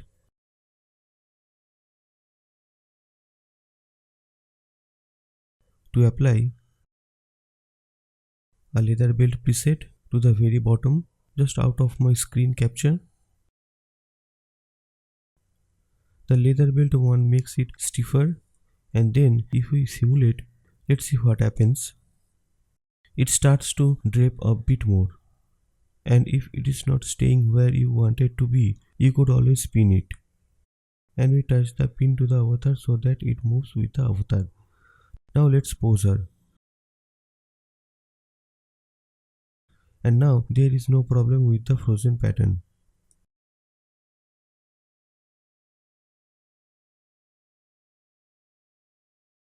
And if it is too rounded for your liking, you could just bringing these points make it much straighter. And then it will get rid of that roundness there. And if you want to keep the armband up a bit more to give it more of a drape, and pause simulation. Grab her armband, notch it up a bit, and if you want to hide this pattern piece, you shift Q, then it's gone for the moment. And then let's say we want it to be here, shift W to see everything again, shift Q to hide it, and then to keep it there in place, we're going to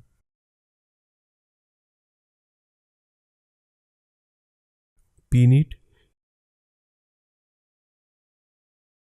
shift W to see everything, simulate. Now the armband is staying in place, and if you make this longer, is going to drop over it more, and you can see it has quite a nice effect that is like hanging over it.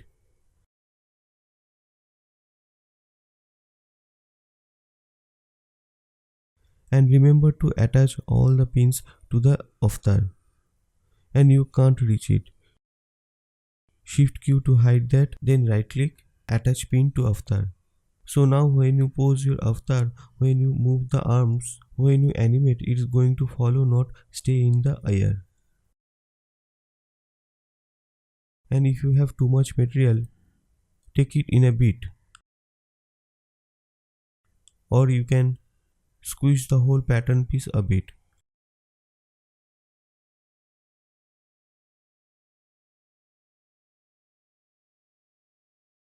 To add more wrinkles up here, you can extend the top line more to make it longer. Then you will get more wrinkles up there. However, also change the shape of your sleeve, sort of sticking up there. So to change that, you can take it in a bit, take it in a bit more and make it straighter. And the longer that is top line is, more of this crease is actually going to have.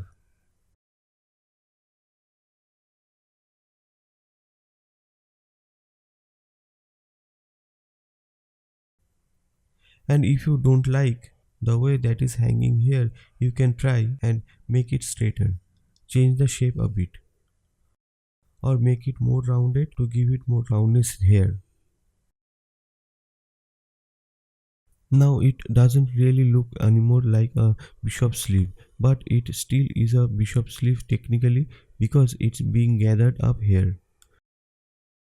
And of course, if you want it to be higher, just make this sleeve shorter. And if you wanted more roundness here like this sleeve has, then instead of having it stick up like this in the top, let's just raise this particle distance quickly. You can just quickly change it. I remove the curvature here by deleting the curve points by curve points tool.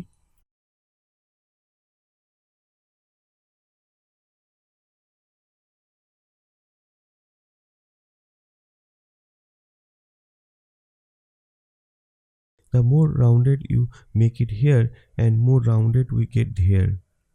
And more that you pull these points out, the more material it will get here.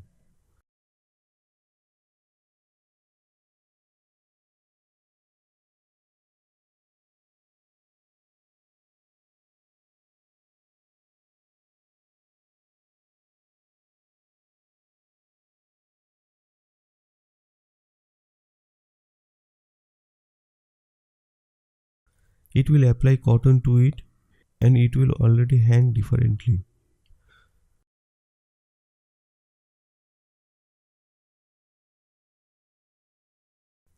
So as you see, it's very fast to change the way that your sleeves look, to make them more rounded in the bottom, more puffy.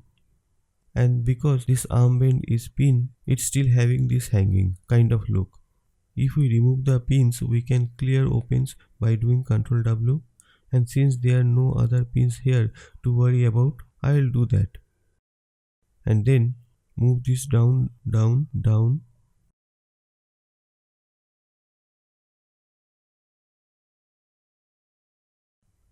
and still has this kind of dropping look, or it's going inwards to the armband. The armband is not visible, that because we show it to the bottom of the armband. So you want the armband to be visible like here, not inside the sleeve.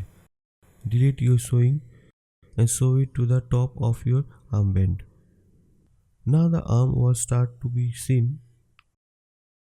If we shrink it a bit more, it will get tighter.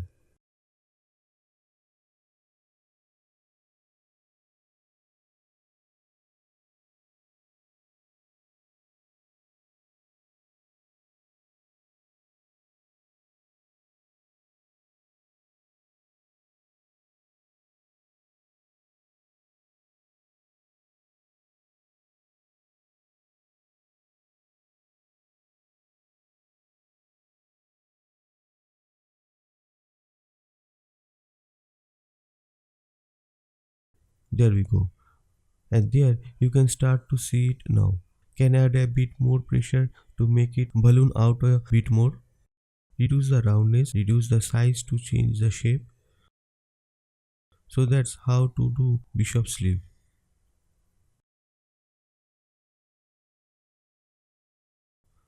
One more bishop sleeve which I want to show you.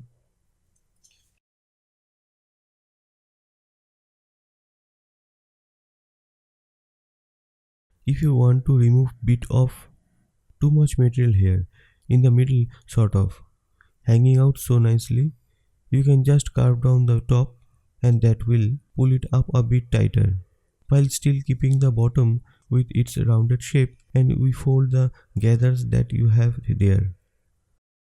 So the more that you draw the bottom down, the more it will pull it up and make it tighter. This tutorial is going to show you how to make lantern sleeve. Here are some examples of what lantern sleeves looks like. Here is small lantern sleeve. Here is a bit of bigger one. Here is a very big one. Some examples, a lantern sleeve here too. Lantern sleeves. And that's almost a lantern sleeve, not quite. Alright, that's already a gigot sleeve.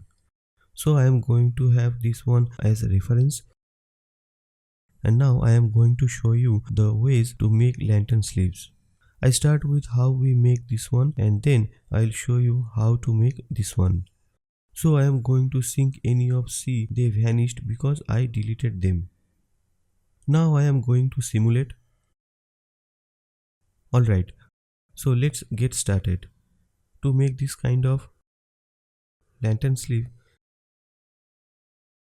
I am going to start by making a round circle of pattern piece. And I have a cotton preset applied to it. Here I have two different fabrics I made. One with cotton preset and one with chiffon. And draping on what fabric you have on your cloth, it's going to hang different. So I am going to start with chiffon and then change to cotton later. Now the reason I am doing a circle is because you seen a second it has a very nice hang and a very nice effect. But in order for her arm to come through we have to make a hole in there. So I am going to create an internal circle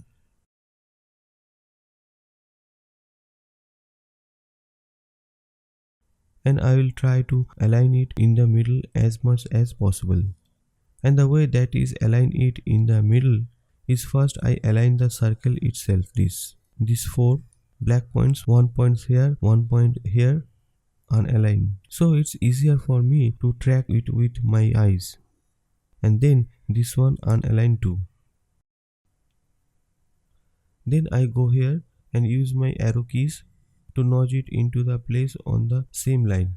And if I lose what points are, it is over my mouse over them. Then I see the black dots and then I can align it in the middle. It doesn't have to be aligned into the middle. I do start like that because it's easiest. Then afterward to change to make it asymmetric, to make it anyway that I want it to be. Now convert to hole and we have got a hole in there. Going to twist it over using the gizmo and slide it onto her arm. Now as you can see the hole is pretty large and the arm is in the middle with a lot of space around it. The bigger that you make the hole, the more gathers that you get. Just because there is more material here that has to show onto here. So let's take a look at what that will look like. And as you can see my seams here, I am not very happy. They are all going through each other, so I am just going to turn this around until the seams are happy. Show her arm again. And it's important to get her hole around her arm before you simulate. Otherwise you have to tug it out of her skin. And that can be a bit annoying. Alright, I am going to set this particle distance to 10 just so that we see the wrinkles bit better. And I might move it down because here it's sort of sticking in there bit. Going to twist it up a bit. Alright, simulate.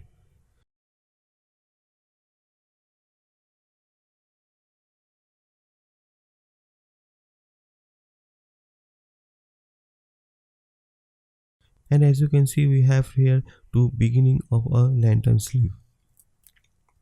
Now if you wanted to more wrinkles here, and I also wanted to be it longer, so first of all I am going to stretch the entire pattern a bit bigger to make it a bit longer, and a little bit bigger too, I think.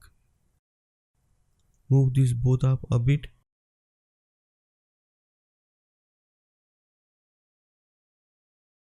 and even a bit bigger. Alright, that's more like it.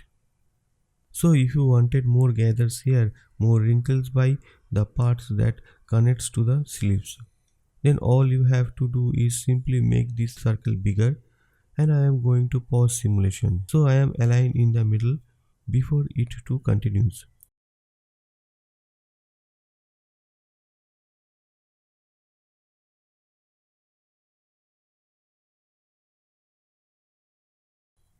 Uses my arrow keys to nudge it across and then down. Alright, now when I simulate, after it settles, you see that there are already more gathers here. So the bigger you make the circle, the more it will gather sleeves. So make it even bigger,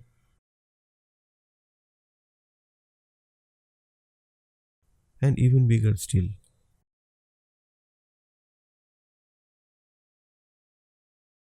And now when simulate, you see also that the lantern sleeve got much shorter because it much less material for to hang, much less length. And it's gathering up much more, so almost looking like a ruffle sleeve right now. So if you wanted to make a roughly little bottom, just go the internal circle more and more and more.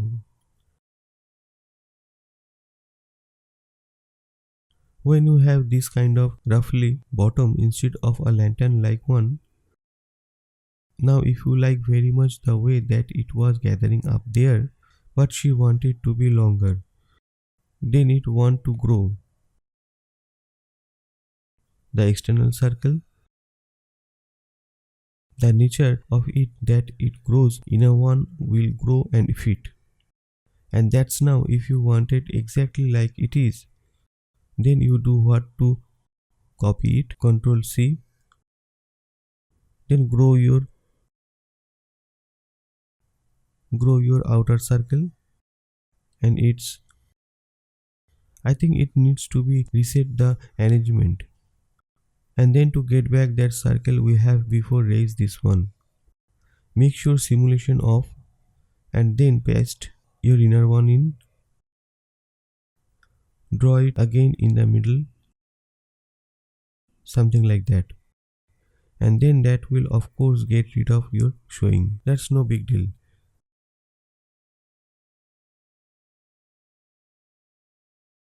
Check to see if it is. If it's right, I think it's going through her. It works when we reverse it. That looks good to me. Now I just raise the particle distance, otherwise it won't simulate fast. And now you see we have many gathers here, and we have longer length to the lantern as well. Lower to 10, and as you can see we have many nice wrinkles here.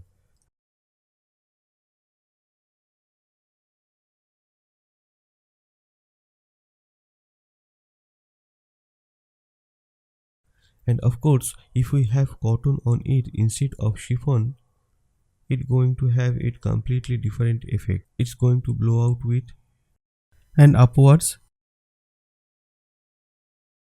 and look much more lanterny. Then wrinkly,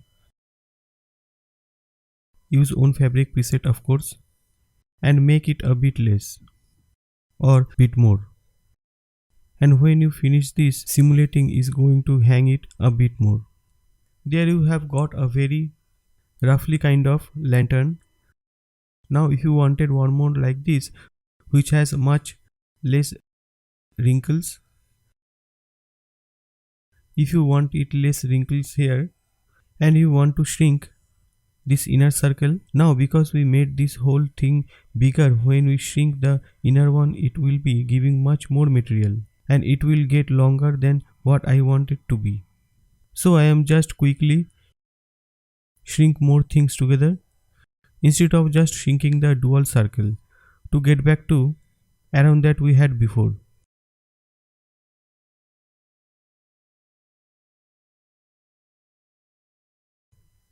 And we all get bounced up there. So I am going to reset the arrangement, 3D arrangements, that is not the 2D one. And I think it needs to be a little bit smaller. Arrange around those lines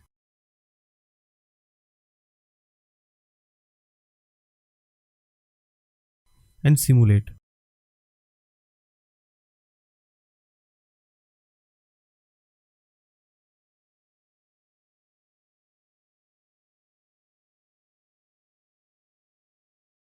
Now as you see, we still have many wrinkles around this because there is a bigger amount of length here than what it's showing onto.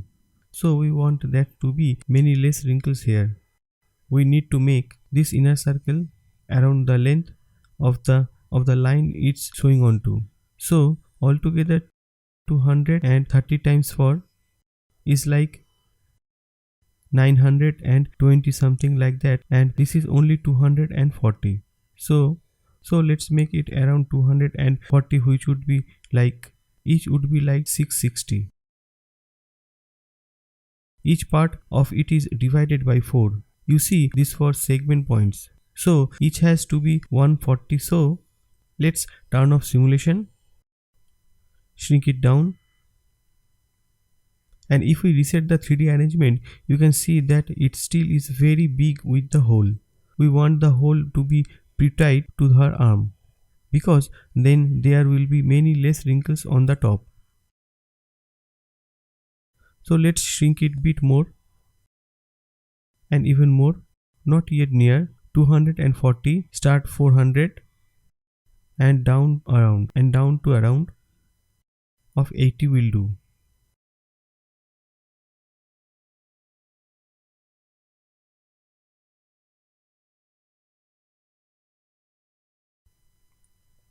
Move this into position.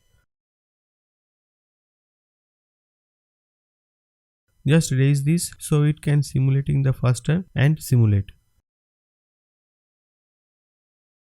Now you see that they are big wrinkles just because there are a lot of fabric around the circle that has to be pulled up to there, but there none of those may need fine little wrinkle that we had before. And even if we lower it to 10, you see we don't have any of them. So the more of these more little fine gathering wrinkles you want, the bigger you have to make the circle. And if you don't want any or there is not many, if you don't want any or many, then just make this small until it's same length like this.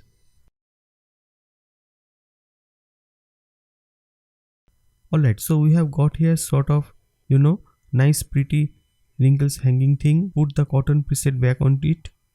Now if you wanted to make it asymmetric, you can make very interesting designs. I am going to raise it a bit. I think it's prettier to have some more gathers.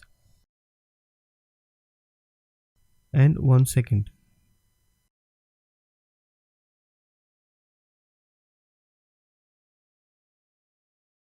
So here we go. I just grew the pattern, stretched it all together with the inner circle, and now I have what I want. So now let's say we want to make it interesting asymmetric design with this part higher than this part.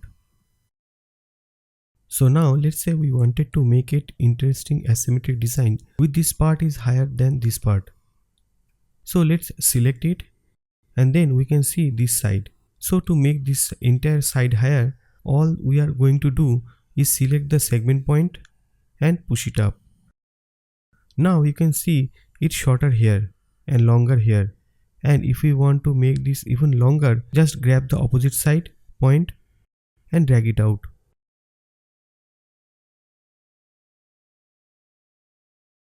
As you can see, we are trying to have asymmetric design here, You can also change the way that this curve here to refine that even more.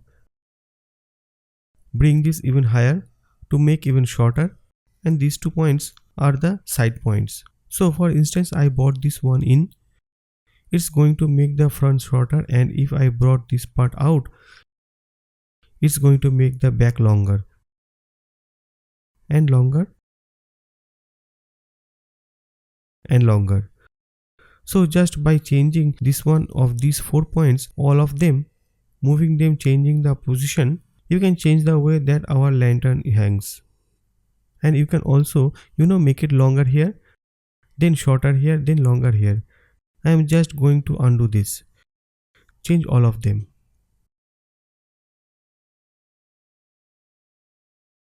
So for instance, if you wanted to make just shorter line here in the middle, that would be this point. And the closer that you bring it in the circle, the less material you have, and the higher it will go here. So as you can see, it almost like a opening, pretty cool. And if you make this part longer, it's going to make the back hang even longer. And it doesn't have to be circle pattern that you use to make your lantern sleeve. I am going to undo these changes again. And now let's select the curve point tool. I use my hotkey for that, this tool, and I am going to just delete all these curve points that come automatically when you create a circle. Pause simulation.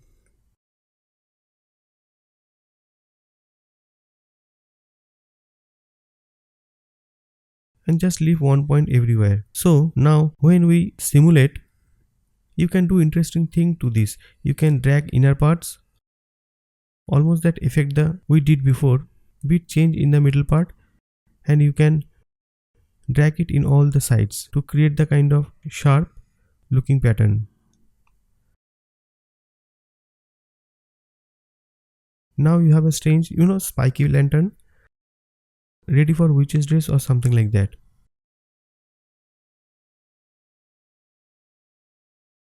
The reason that I make that, I like making the circle in the middle instead of just a normal pattern that wrap around itself.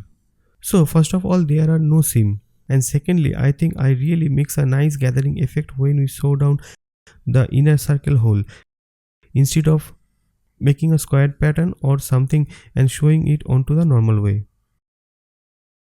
And you can also raise these points, and instead of having it go inwards, you just have a square hanging pattern, and you can add your own points to make it any way that you wish.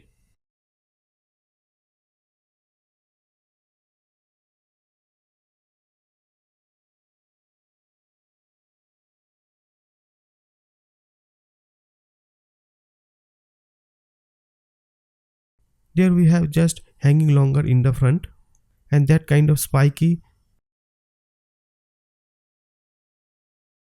and a kind of spiky look on the sides and around the back again. So you can really make interesting things. So undo that again, undo few more times, and you could make even more exact if you want to do just by adding segment points, then using your edit pattern tool to pull out spikes. There I have new spikes.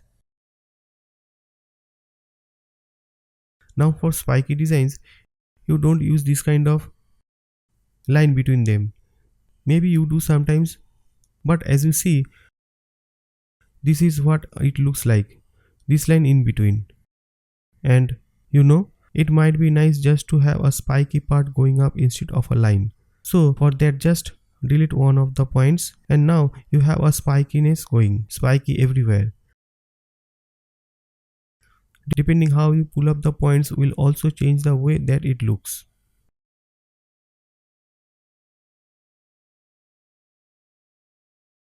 So you just add 2 points and then use your edit pattern tool to drag out in the middle one. You won't have to raise the points in between. So just quickly add some more round, just show you the effect that I can have. So here we go. I finished adding spikes all around and changed the color to the black for more witchy look. And here you can see we have a very interesting looking sleeve, spiky kind of lantern sleeve, which really I think nice for a kind of interesting witch's dress. So it doesn't have to be square, doesn't have to be circle, it can be hexagon, it can be spikygon, whatever you call this. But you know, it's easiest to start a circle or square, because as you see, you can very easily change it from there. And all that shown here together is no sides being shown together. The only thing that's shown is the middle ring to here. And then all the rest pins. How you do it? If you make this part longer, just find which side it is and then make it longer. And for instance, if you wanted to make this whole side longer in the one go, instead of selecting all the points, just drag out the selection box, deselect points that got selected by mistake, and you see it get longer. And here it's a little bit something that needs fixing, maybe even to add another points to there, because when you stretch it, it will make more material. So you might just need to have another spike. And there we have got the witch's sleeve that longer in the side. So that was one way to make lantern sleeve. Just going to turn my color back to pink because it's so much prettier. And I am going to delete this or leave it. I just move it out of the way and deactivate it so it doesn't show our simulation. Now in the side I am going to show how to make a lantern sleeve that's very much like this. Now if you look closely at this one, it's different than the lantern sleeve we made before. Even when we was straight without these many spikes, our lantern sleeve had a lot more gathers on the top, and it also had no material around the bottom and more of the pretty sort of rounded bottom. This one is pretty straight. This is because it is not a circle with the hole in the middle. It's just a simple square pattern. So I'll start by making at the same size like the bottom of the sleeve, or at least close. Assign turn on assignment point, hide my arrangement points, and sew the bottom on and the sides together. Simulate. Now let's bring this lantern sleeve over here. First of all, it's longer and there is so more material. There are few wrinkles there and there is some loose hanging material. So to do that, we first stretch it downward and then start stretching it sideways. And the more that we stretch sideways, the more material there will be, and the more that will hang, and the more that I will start to wrinkles.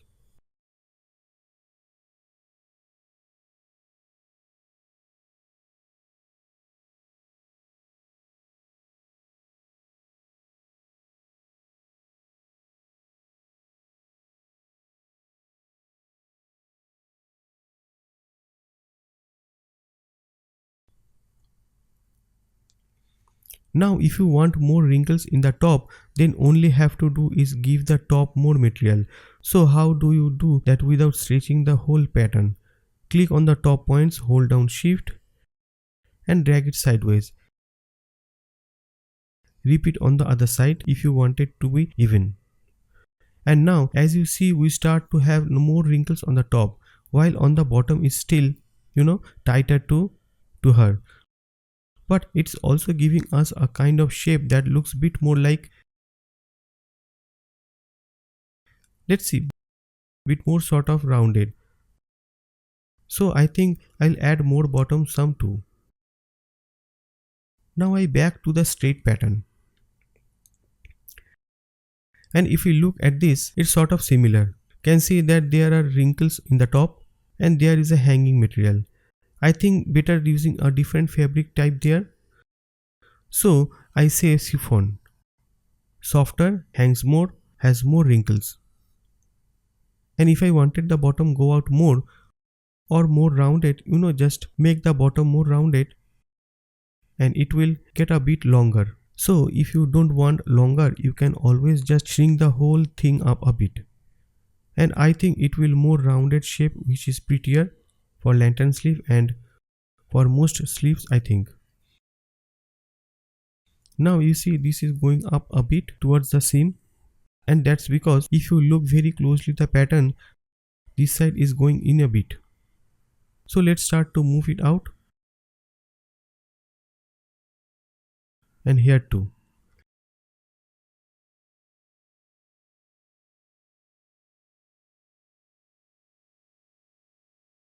It will start to add more material to it, and it will start to have more of the shape like this.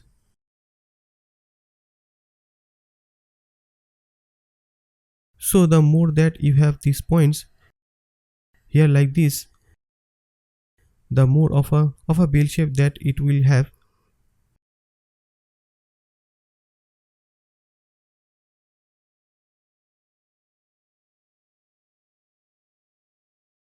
And if we take a look at our lantern again, to make it shorter, just shrink the whole thing upwards. This one is just a different material that is much stiffer. You might want to use leather or even the leather belt and modify that in order to make this stand up like this. And this is just a moderate lantern with too much material. So I think we have covered everything to do the lantern sleeve.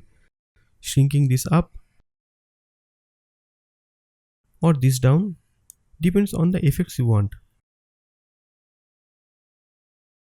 We can use lantern sleeve with this shirt for dresses, and for witchy clothes if we can a bit creative to make zigzag or round things, can make all kind of pretty designs. Even so, wedding dresses have this kind of rounded bottom and sleeves. So that's it for the lantern sleeve. I hope you enjoyed this tutorial. In this tutorial, I am going to show you how I am reproduce this sleeve in a marvelous designer. It's a bishop sleeve with especially lots of material hanging down here, material gathering, material wrinkles from here and material being pulled towards the middle. And I think it's a pretty kind of bishop sleeve, and it's a little bit tricky too, not a normal kind of sleeve. So I think that's a good example to show you how to make different kind of bishop sleeve. So basically there is a pattern, but shows not to confuse you. I am going to delete the sleeve here and start from scratch. I will use this one here for reference and armband too. That not big deal, just a pattern. That's an round. And with the leather belt preset applied to it, keep it shape. And simulation is very slow because this is a particle distance 5. So I deactivate it, and then everything going to be smooth out here.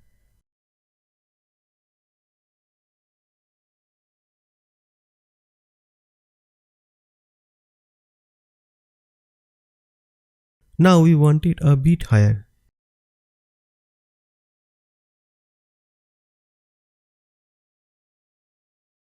So let's get started. One thing I wanted to note about my shirt pattern is that I have the armhole going down very low. This is because in the reference picture you can see that is also going down in the front low and it's also going down in the side low. If it would just start from here, it would kind of a bit lower like this. But for this effect for the shirt, I wanted to go up to there and then it's sort of hanging there. So therefore I made the armholes further down too. So let's get started. I am going to use this one as a bit of guide to draw out how wide it should be. But you can also just, play around it and make it bigger. It's smaller to let's works for you like you want it to be. But roughly draw out a square here. Add a segment point, a curve point. Drag it upwards. Now move it to side here. Now this pattern has to be big because we want to have all these gathers here at the shoulder. And in order to get those and to have a lot of material, we need to have this part in top very wide. If it was narrower on top, there will be less of these gathers here. The only problem now is we won't really use arrangement points, because if we try to use arrangement points, it's going to wrap things around and around itself, and that will be a problem when we show the sides together. So let's just arrange it as flat and hide arrangement points. And now I am going to show these things together and see where the middle is. Somewhere around there. I think that looks a bit better. So let's sew down to the armhole. Check our sewing, simulate, let it wrap, and then sew the other side.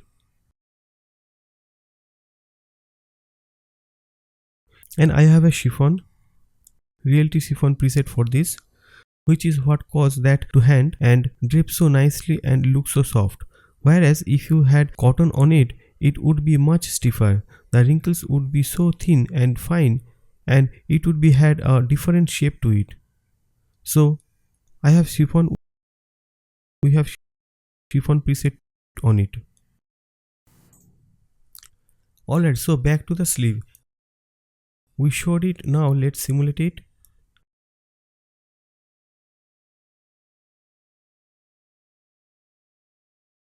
Let it drape.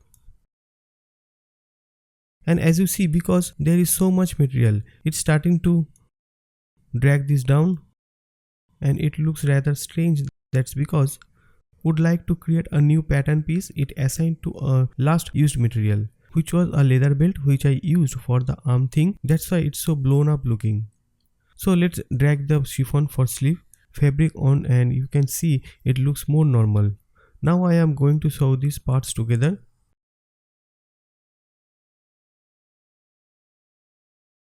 And we need to make it a bit longer.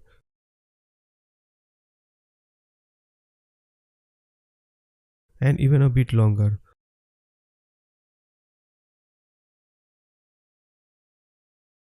Alright, that's good starting point. Now to give some more as well, I am going to move these points outwards just like with the normal bishop sleeve. And as you see, this sleeve is being pulled downwards now. If I sewed pins, you see this side I put some pins to keep it in place. We can do that here too. So let's just drag it up it. Pause it, then stick a pin here and stick a pin here. Then adjust our pins a bit until we have the shape we want.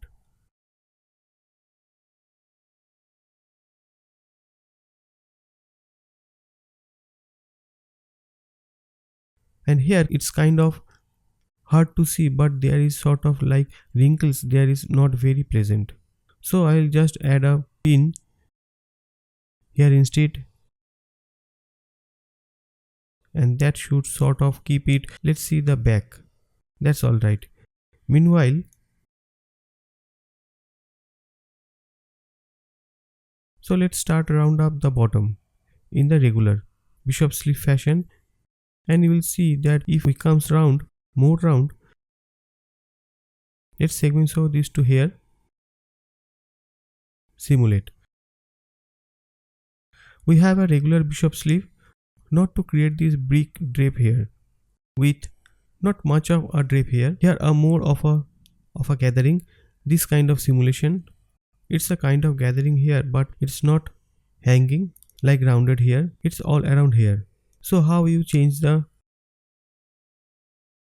how to make the round things here? Let's go to our curve point tool. Click here once, click here and click here. And as we start to bring this up, it will start to take away material from here, which will make it tighter, kind of straight line, wrinkles line, and give it less upload here. Not to give it more upload down there, we can first spread this part a bit more. Then move these points more down. When I simulate, you'll see that it got shorter here, which me out a bit tighter and start to get move the roundness here. Now to make it even bigger, we just have to make this more rounded here and more rounded on this side. And it will start to add more material. And you can control how rounded this part is with these lines. So you can bring this in a bit if you don't like it so rounded.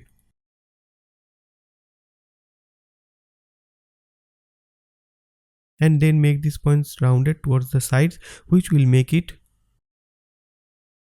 more round towards there and a bit straighter here.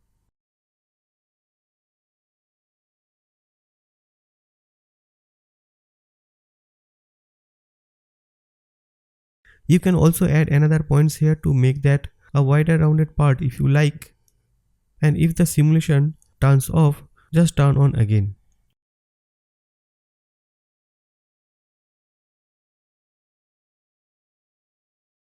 Now you can see it's time to get kind of draping shape. But it's not exactly like in the example picture or like the sleeve. By activate this, you see that the wrinkles are all being gathered towards the middle here. And that's because I showed it on a bit differently. Alright, so let's just deactivate this one again. Finish the simulation here. And the way that this one is shown on, it's shown in 3 different parts. So this part is shown more than the middle across, then middle part is shown, move to the right, and then the last part is shown also more to the right. So by showing it all more to do one side, it sort of drag it all over to that side. So let's do it here too. I am just going to bring this gray line, the seam line to around the middle, then simulate. So we can better control and better see what going on there. So what we want is, we want these parts to be pulled all more towards the middle. And do not this towards the middle, but also more towards that side. So let's click there in the armband towards there. So we see everything to be pulled toward there. So let's change this. More towards there and more in the middle, because we also have this part to show and that part to show.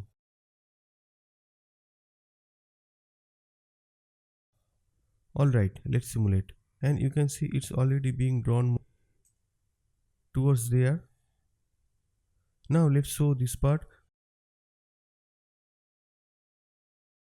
to here and show this part to there. I think that cut crossed over in the bad. Wait and see.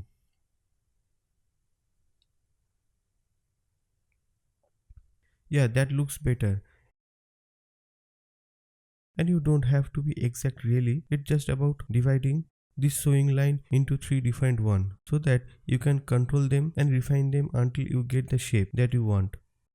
So even if you make the first gray line up to here, the middle seam line, need different way, you can just keep changing it until you get the result you want. So don't worry about doing exactly you see me doing it here, because I am also going to be changing it.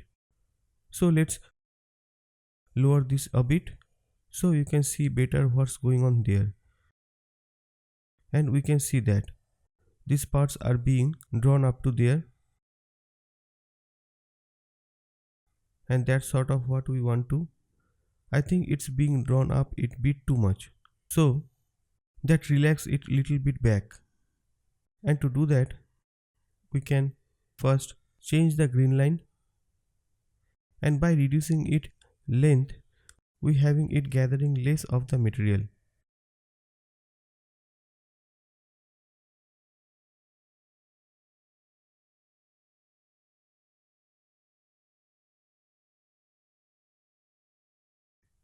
And if we want this green part not to go, if we want, I mean not the green part, that green part is the seam. If we want this part, the sleeve, not to go so far across to here, or you can also try to rotate the wristband itself, and that sometimes already gives you different effect, and sometimes already fixes and gives you what you are looking for.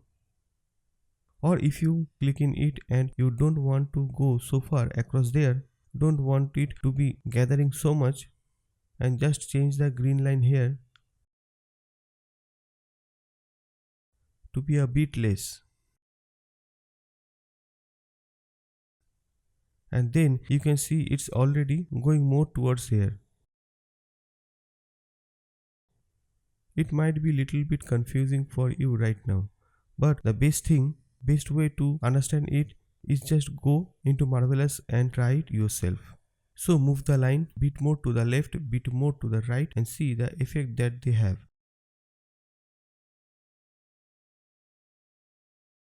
So this part I want to go bit more to the back, and if you click here you can see that this part is the back. So to do that, I can shrink the red line a bit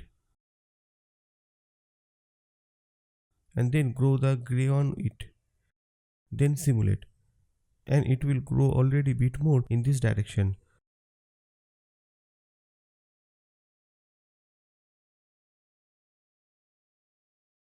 Now we can see here the seam, and this is the part where the two sides meet, and we are seeing better the back part of it being pulled to the front. And if we wanted to be more on the side or towards the back, then all we have to do is either shrink this one a little bit or grow this one a bit. I am gonna go for growing it, and then we click here. You can see that it's this line that responsible for it. So let's go to the curve point tool and make it a bit more rounded, which added some material. So as we make it a bit more rounded, it's going to give it some more material, and should take the other one back, and if it is not, let's then reduce this a bit or bring this. So it's looking pretty close to what we want. If we want the seam to go even more to the back, if it's disturbing us, we can go to the bottom, turn on simulation, and try just nudging it back a bit, and see that helps.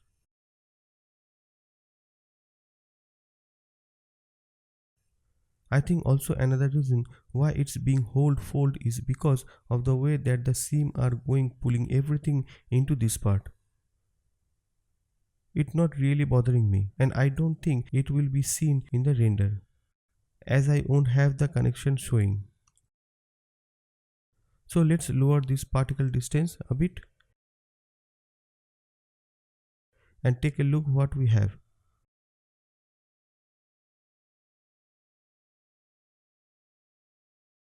So it looks pretty close and looks pretty similar to this. You can see the lines are coming down. There is a gathering here. She has some more bigger lines because she has, I think, more material altogether. And you could go ahead, change it and make it even more like it. You can spend more time and stretch it and change the stitches a bit more to get exactly like this you want it.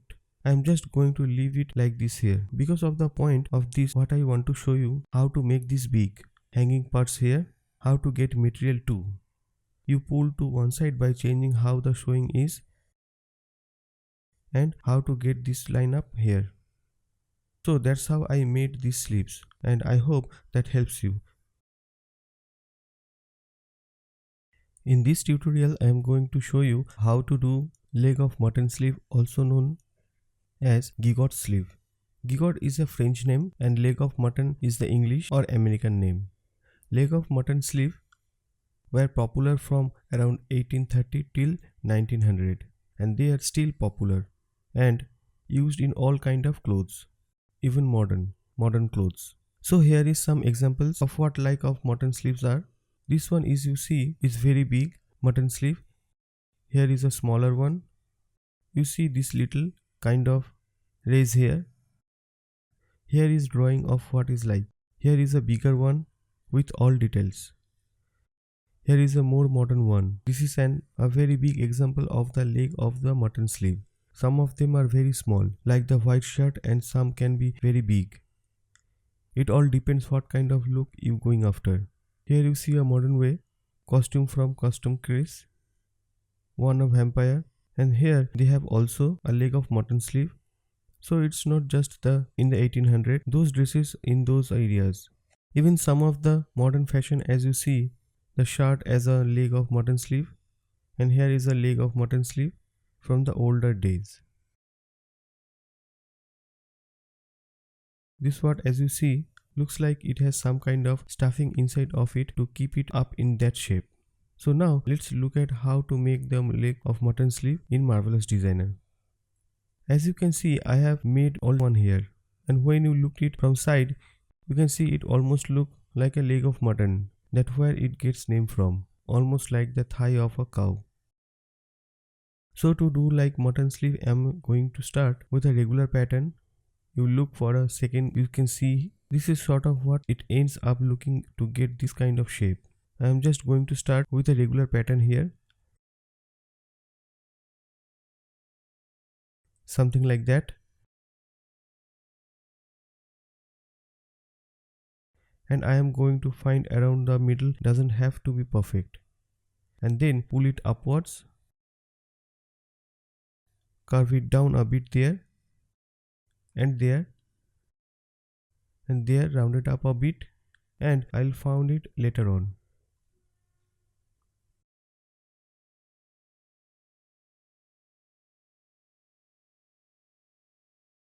Now I am going to sew it on quickly.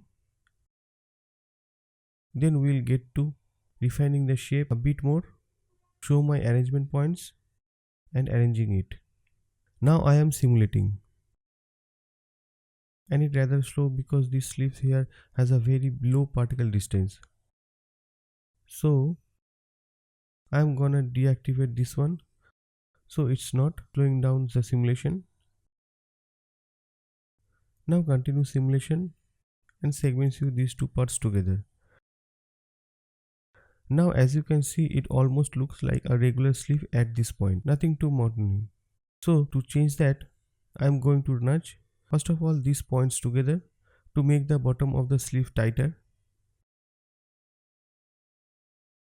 and they are not tighter, and it's almost getting that shape that I wanted to have to make it more rounded like this one.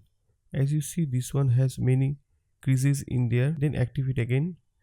That's because there is a lot of fabric there that's being gathered up to the shirt. So whenever you want this kind of gathering effect, you just have to add more material to it. So going to deactivate it again, and to add more material, I am just going to lift this up more and also change, just because otherwise if I just lift the top up, I am going to have very kind of pointy like of mutton sleeve, not proper rounded of one.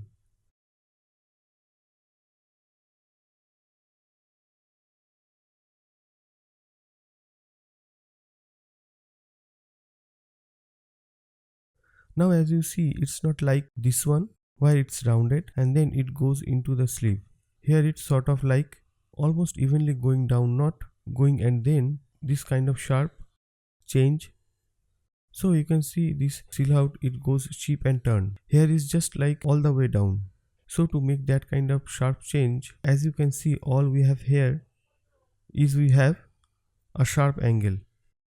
Might be it bit confusing looking that one, so I just concentrate on this one.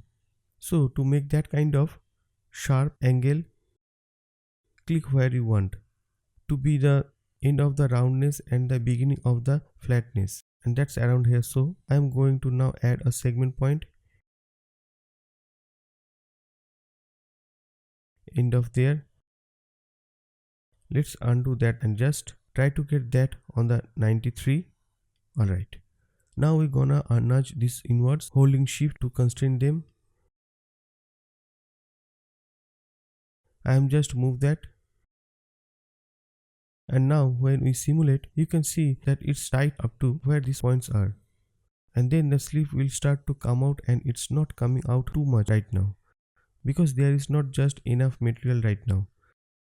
So let's add some more.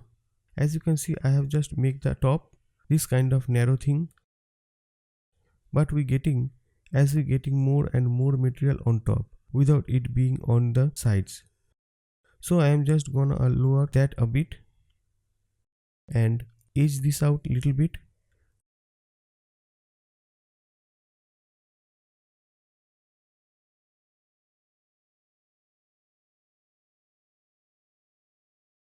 I am trying to make somewhat symmetric. Now I think we have got enough material here to make this mutton sleeve, but it's not puffing up like this one is. This one is really standing up nicely. The trick is I have added a bit of pressure to the sleeve. So let's add some to this one too. Go into the property editor and under pressure, I set it to around 15, and you can experiment with what works best for you. Now when we simulate, it start to blow up, and I will just deactivate this one to speed up simulation. Now as you see, it's beginning to puffing up nicely and get that leg of mutton shape. Now depending on how you make your pattern, it's going to of course affect how the leg of mutton looks too. So for instance, if you wanted more roundness in the back, just drag out the back point more and you're going to get more roundness there. And if you wanted still more material, might think about dragging out this point out a bit. There you're getting now more material in the back. And if you didn't like this part that's sticking up there and you wanted it to be more like this, more inwards, and just changes this, move it in a bit, and you look at the sleeve, just think about it that this point, this side is this side, and whatever you do is this side is going to affect how this side looks. So if you drag this point out really far, it's going to have this kind of lump coming up there. And if you wanted more on the top to stand up, bit more like this one or even more, then just lift this point up, and you can see it's time to have more material on the top. And the higher you go on this point, the more material you get there. Now if you wanted to make the sleeve longer, that's very easy. Just select this one, the bottom line, and holding shift, drag it down. Now it's a bit too loose there and I want it much tighter. So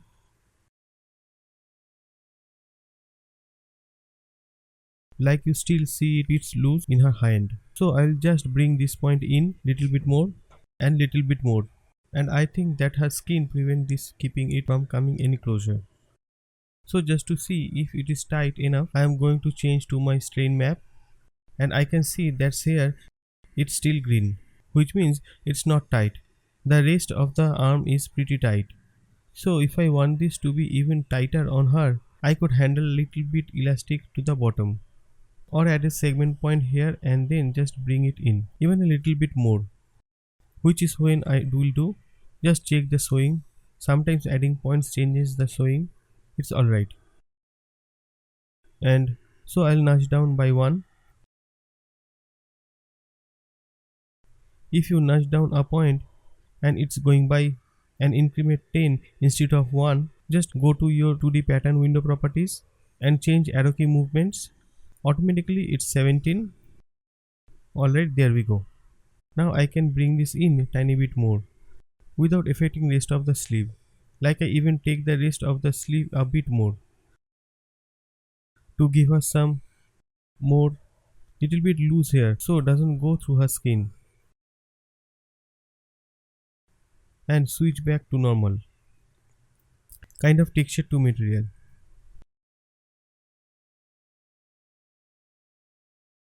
And that's giving you strange lumps, so you might just have to pull a bit little.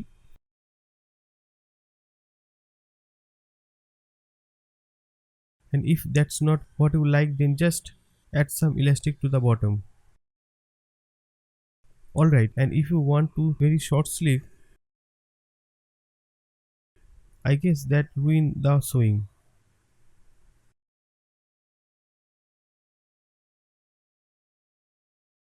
And it's best that both sides are symmetric like here you see. It's 122 by 163 and here it's difference. Best that they are the same length. That will work also there is a bit of difference. Now if you want to make the sleeve very short, now just bring it up, and if you wanted the puff to finish higher up, then just bring these 2 points up, and then puff will come to an end around here. And if you want to that down further, then bring these points down. And if you want that to be less dramatic but like more smoothing melting it to there, then just bring these points outbeat and outbeat, and there you can see it's much smoother going down there. And depending on how you are arrange these points, either higher or lower, it's going to have different effect. So if you move them up more, it also going to change the way that your mutton looks. So I'm going to move them down again,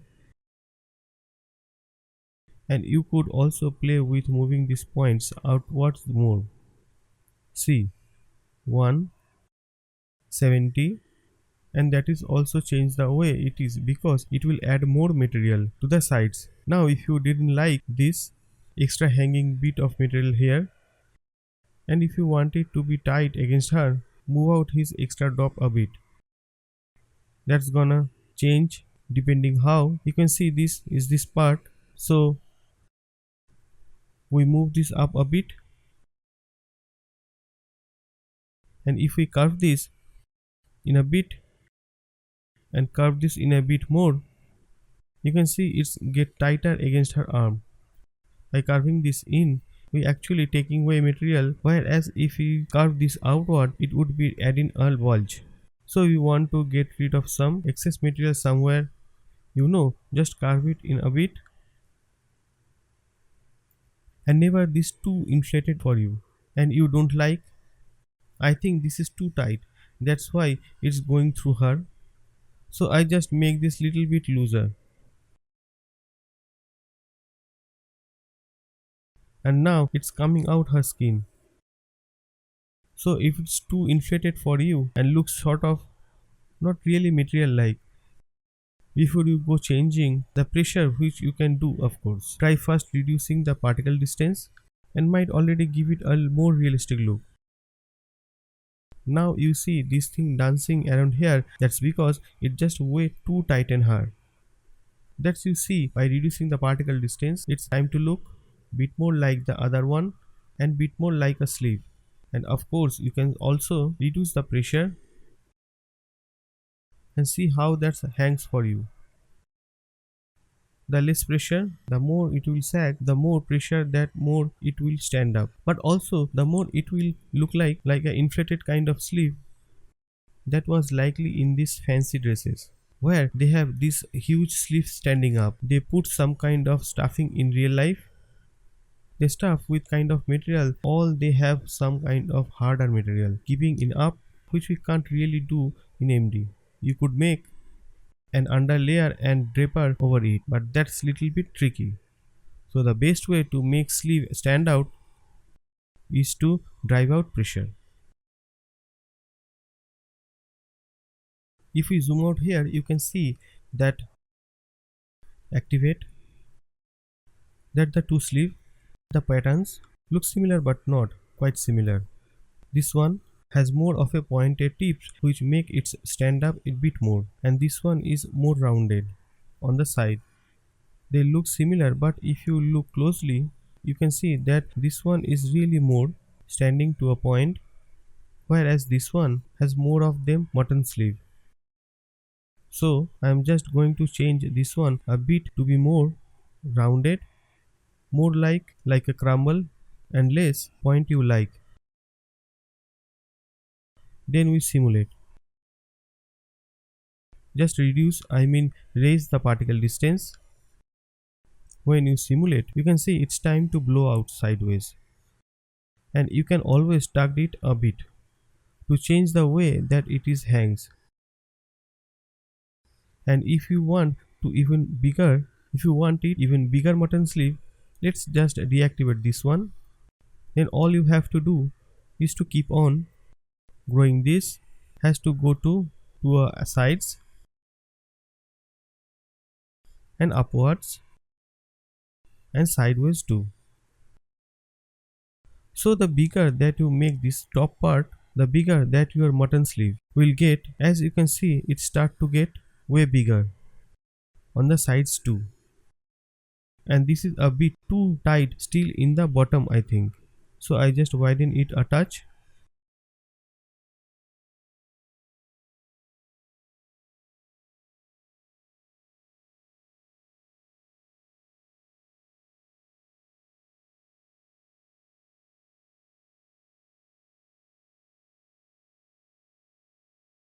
Take a look at our strain map. Things looking better. Still I'll tie it for some reason.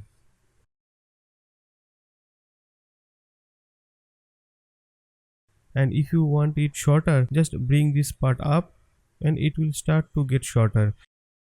And if you wanted the whole sleeve to the perfect end here and to be shorter, then it want just squish it down a little bit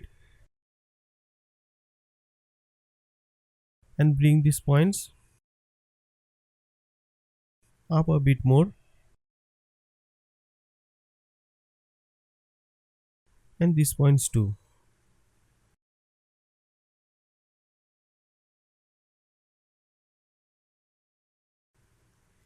And there is many kinds of muttons. Best things to do, just look at mutton sleeve in Google image. To look at clothes, women clothes like these clothes from the 18th century and the 1800, and you can get ideas for different kind of ones they had. Some are really puffy like this, and some are, some puff. If you wanted to make this one to very small puff and top just like, little shape. If you want, just shrink the whole thing down and then shrink it sidewise. There we got a small mutton.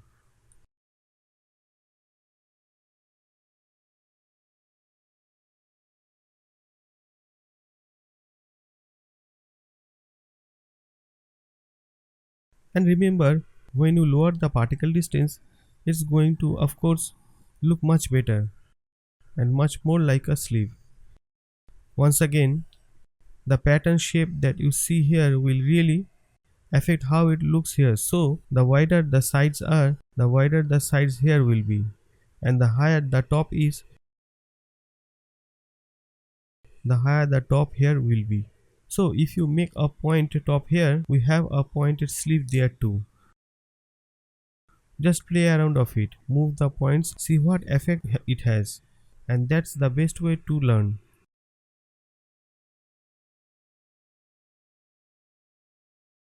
Add more pressure to make it stand up more, and reduce the pressure to make it fall down more. One last thing, as you can see here, this line is very straight almost, and here it's going downwards. So if you change the way that this line is, it's going to have effect, and how the sleeve will hang here, it's very straight. So as you see, it's really hanging over itself, whereas here is soft of going down more in the shape of this line here. And remember, if you look at the sewing, this whole part here on the side is this whole seam here. So if you wanted this to be less falling over on itself, all you have to do, take these 2 points and alright, this was the wrong points. Take the curve points and straighten the curve a little bit to the very start, falling on itself very less and having more of a gradual kind of slope instead of such a sharp slope. So to make that sharp hang over itself, just make it straight or even have it go upwards itself.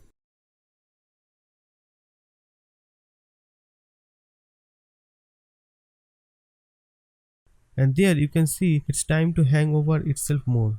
And if you wanted to puff to hang over itself further down here itself so high, there are the points that control it.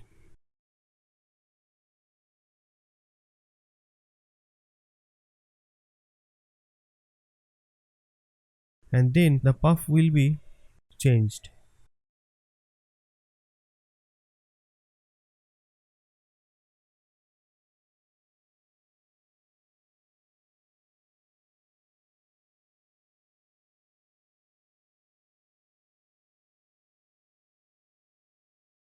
And as you can see it bigger that your top part of your sleeve is, the more that it will fall over itself here. So this really big sleeve have some of these dutches while these two wear. Some of them sometimes really fold over them sleeve. So then just move these points up higher or even higher into it, and it will fold over itself more. It also be aware it gonna change the way that your stitch line here. So as you see this point moved in more, it also changes the look slightly here. Sometimes just giving out few tugs will straighten it. By this going to have a bit of different shape just because of the way that it is now. And also try to keep the equal length like there as 140 and 118. To try keep it as close as possible together. Then you have less lumping ups. As you can see here, it's folding over itself much more, and if it was even bigger it would fold over even more. So move these points up, it will cause to fold over, and if you move them straight it will fold over much less.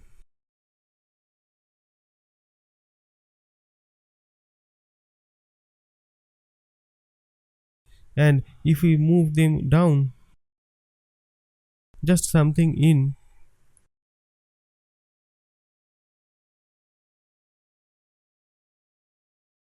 it will have a much more gradual kind of slope here just because of the size of it, not so easy to see, but if you give it some tugs you can see it just sloping much more gradually. So that's it for mutton sleeve, also no giver sleeve.